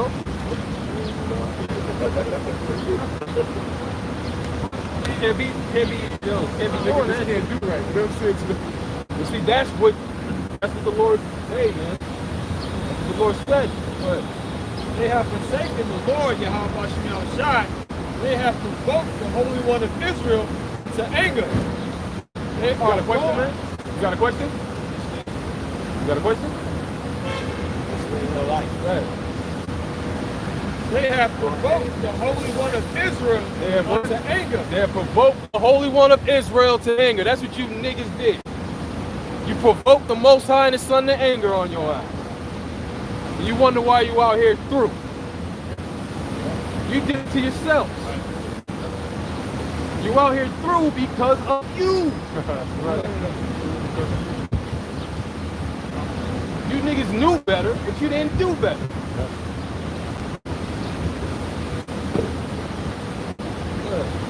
They are gone away backward. They've gone away backwards. Instead of going forward, like, all right, fuck all that bullshit behind me, they went all right back to the shit that they were doing, bro. Like, what the fuck, man?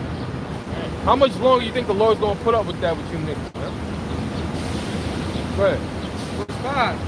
Why should ye be stricken anymore? Why should you be stricken anymore? How many times does the same shit gotta keep happening to you by these Edomites and these other nations and even your own wicked ass people for you to get the point? Hey, there was a song Motor Technique made years ago, and the beginning of it says, open your eyes before you die. You know what I'm saying? It's like a little jingle before the song came on. Niggas don't want to open their eyes, man. Just look. Look around you. What do you see? You see a bunch of confusion. Well, wake up and smell the so-called coffee, man. You're in a world of shit. You're in a world of shit, man. That's what's going on. Go ahead. Why should you be stricken anymore? Why should you be stricken anymore? You're gonna stay in your shit, nigga. Go ahead. Ye will revert. Ye will revolt more and more. And the word revolt means what? Revolt? Oh. Good. Revolt. So they will revolt more and more.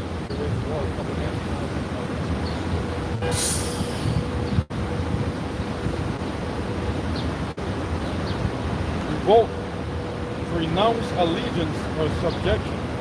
So the Lord said, how long will you be stricken? How much longer may ye be stricken? You will revolt more and more. So revolt is to what? It says, renounce allegiance or subjection. To renounce. You know what you do when you renounce something? You pretty much cast it away from you. You know what I'm saying? You cast that thing away from you. Alright? Instead of doing better by that entity, you say, no, I don't want that no more. I don't want that no more. When you go to the announcement, like you make a company. Because once you announce, like you say, oh, I'm gonna do this.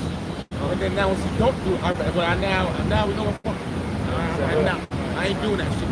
Right. So you're not now you back when it gets the contract. Yeah, very good. So, yeah. I remember Walt means fast off allegiance.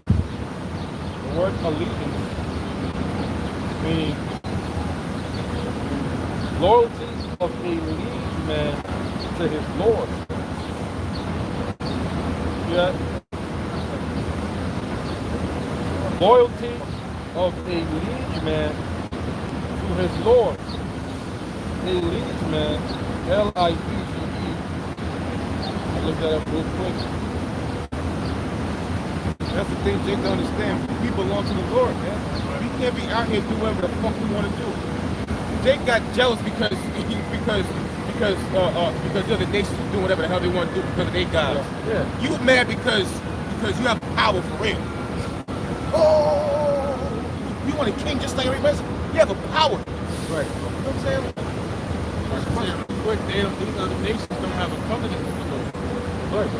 You do. So you broke that agreement and now Right, bro. You deserve to be in this situation. You see? Is there more than that? Yeah, I can do that for you. All right, let me bring out renounce, right? Renounce, right? Renounce means to give up something, especially to another, resign, surrender, right? Let me get this one. The sense of abandon, discontinue. So you that of disclaim relationship with or allegiance to. Man, did you have his father? That's crazy. Yeah. And again, allegiance means loyalty of a liege man to his lord. And a liege man is a vassal who owes feudal service or allegiance to a nobleman. Isn't that brief much service to his work?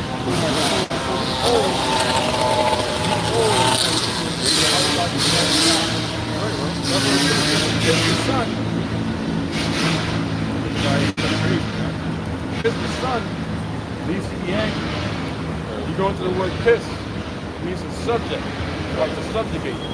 Sub means under, and ject means rule. So put yourselves under the rule of the son means to be angry.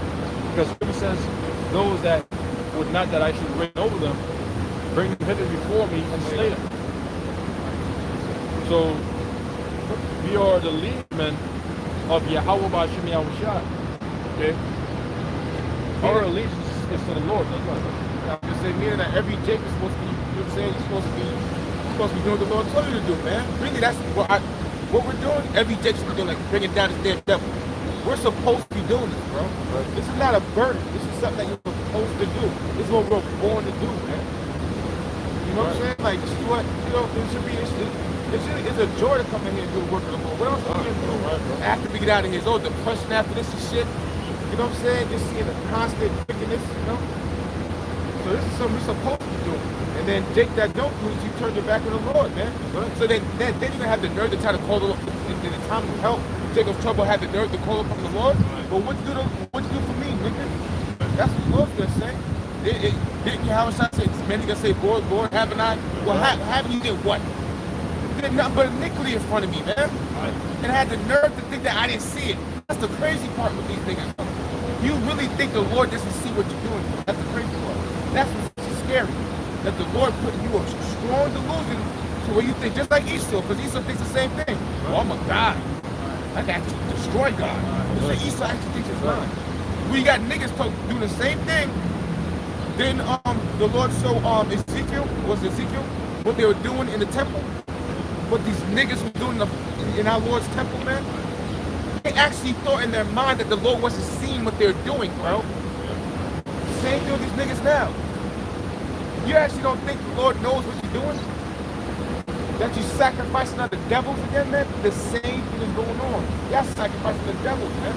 You're supposed to make your body a living sacrifice for the Lord. This is not for your own gain. It's not for fame. It's not for none of that. We're supposed to be literally in your mind, you're like, oh, I might really die. That's how you're supposed to think, like, fuck it. Because that's our rightful service, man.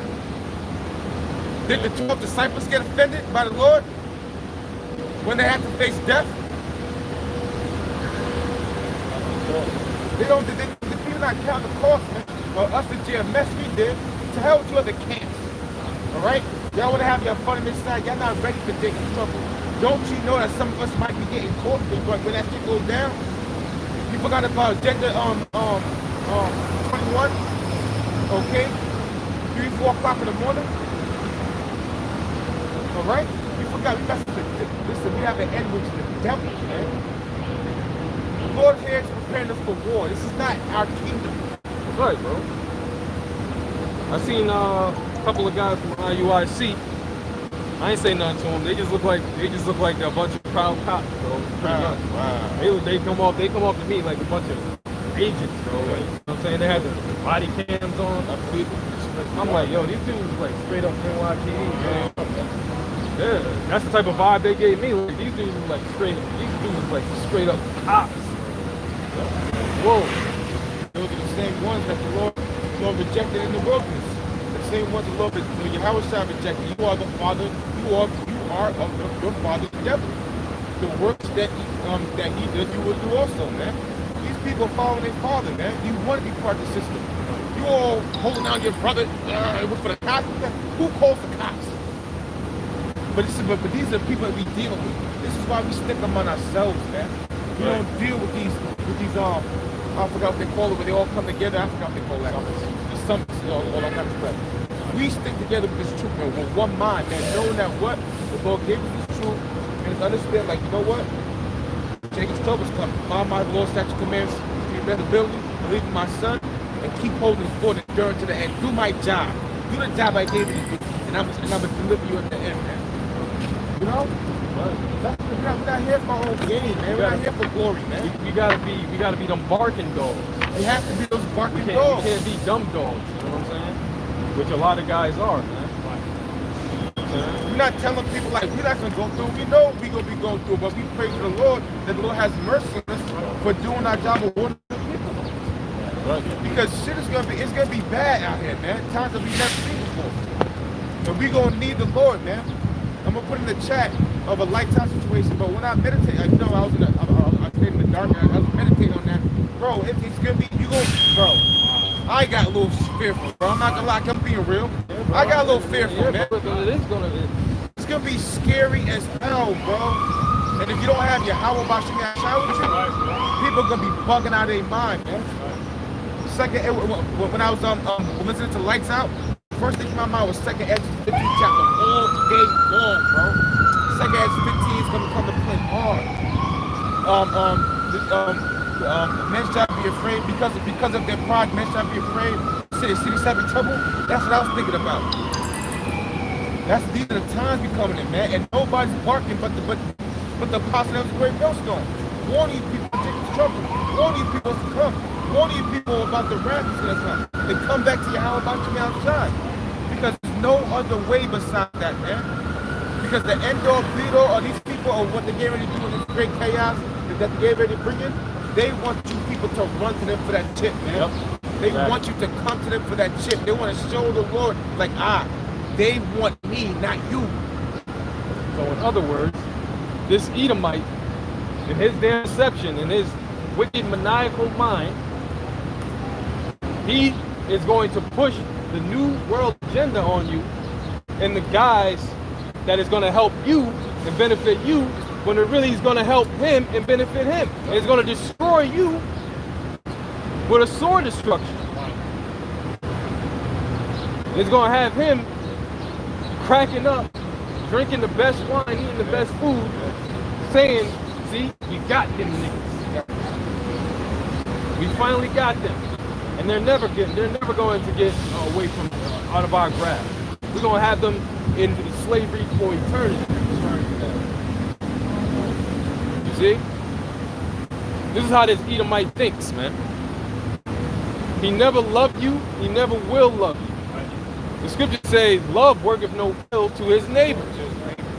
All that's been done to you so-called blacks, Latinos, and Native Americans by this so-called white man is nothing but ill. Scriptures say because of unrighteous dealings and injuries. That's what's happening to you blacks, Latinos, and Native Americans, man. Not love. The so-called white man never showed you love. He showed you death and suffering. That's what he showed you. Yeah, because they don't uphold the laws of the scriptures. They had to hear the Bible once upon a time, but they don't habituate the laws of Yahweh Shai on this land. Therefore, they don't show any love. Because love is a fulfillment of law. That's right, bro. So love does not work ill to its neighbor. Because if you keep the laws, then that will lead to life. But if you break the laws of Yahweh Shai, sin enters in, and that leads to death. Because the wages of sin, the payment of sin, is death. Because you missed the mark. That's right, bro. And this stupid, ridiculous ass world, man. They use the term love like just a 4-letter word. It's not just a 4-letter word. Love is an action. Love is a verb. It's actually more than an emotion. It's not just an emotion. Love, Responsibility. that's right. Love is like a responsibility, right? That's what love really, the scriptures say, this is love. That we what? Keep his commandments. Of course, we're not going to have it perfect. But that's what the Lord's definition of his love is. Listening to him. That's it. And we gotta love one another. We're responsible for every last one of each other, bro. That's right, bro. The fact that the Lord gave us a commandment to love one another, I got a responsibility towards you. I got a responsibility towards I'm one. I got a responsibility towards one life. I got a responsibility towards the other brother, mother, but we got a responsibility towards each other, man. That's a responsibility the Lord left us with. Right, bro. And first and foremost, we have responsibility towards loving Yahweh while Yahweh shine. We have to do this. We can't tell the Lord I love you and then do the work of the Lord. I can't tell the Lord I love you and then I hate my brother. Exactly. That's evil. That's wickedness, bro. And that's hypocrisy. And that's showing signs of wickedness, man. We gotta love. First of all, we gotta love Yahweh while Yahweh shine. That's where we do this work and endure, and we gotta love each other. And it's a responsibility, but it's a good responsibility. It's gonna help you grow and be the man that you're supposed to be, man. The spirit you're supposed to be. You know? So with that, I'd like to give all praises, honor, and glory to Yahweh, Ba'ashem, Yahweh Shai, Ba'ashem, Rachakadosh. double honors to the apostles and elders of Great Millstone, for the apostles and elders of Yashabala. Peace and salutations to the Bayaf Dawadah and House of David over elect. Until next time, Shalom. Shalom.